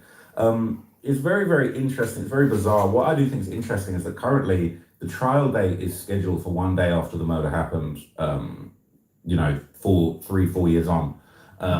So within 1 day of it happening. And I do find it really interesting that like these prosecutors, they often pick these dates. Like they often. Oh, there's Trap Laura Ross. Trap Lore Ross. ROSS Ross. Trap pick Laura dates Ross. that are like really relevant or like. But he got another channel. He got the Trap Laura Ross channel, but he got Trap More Ross. Trap More Ross. That's the one. That's his second channel. He been doing like a lot of content on. So yeah, I be reacting to it. I like it because a lot of the stuff that I was interested in, as far as the David case, He's connected to No Jumper, stuff like that. Like I'm interested in, so that's why I react to Trap. Get arrested like roughly around the time, like a few days before they saying that he committed the murder. So they ain't let him get to the anniversary of the murder before they arrested him. And I thought that was really, really fascinating. So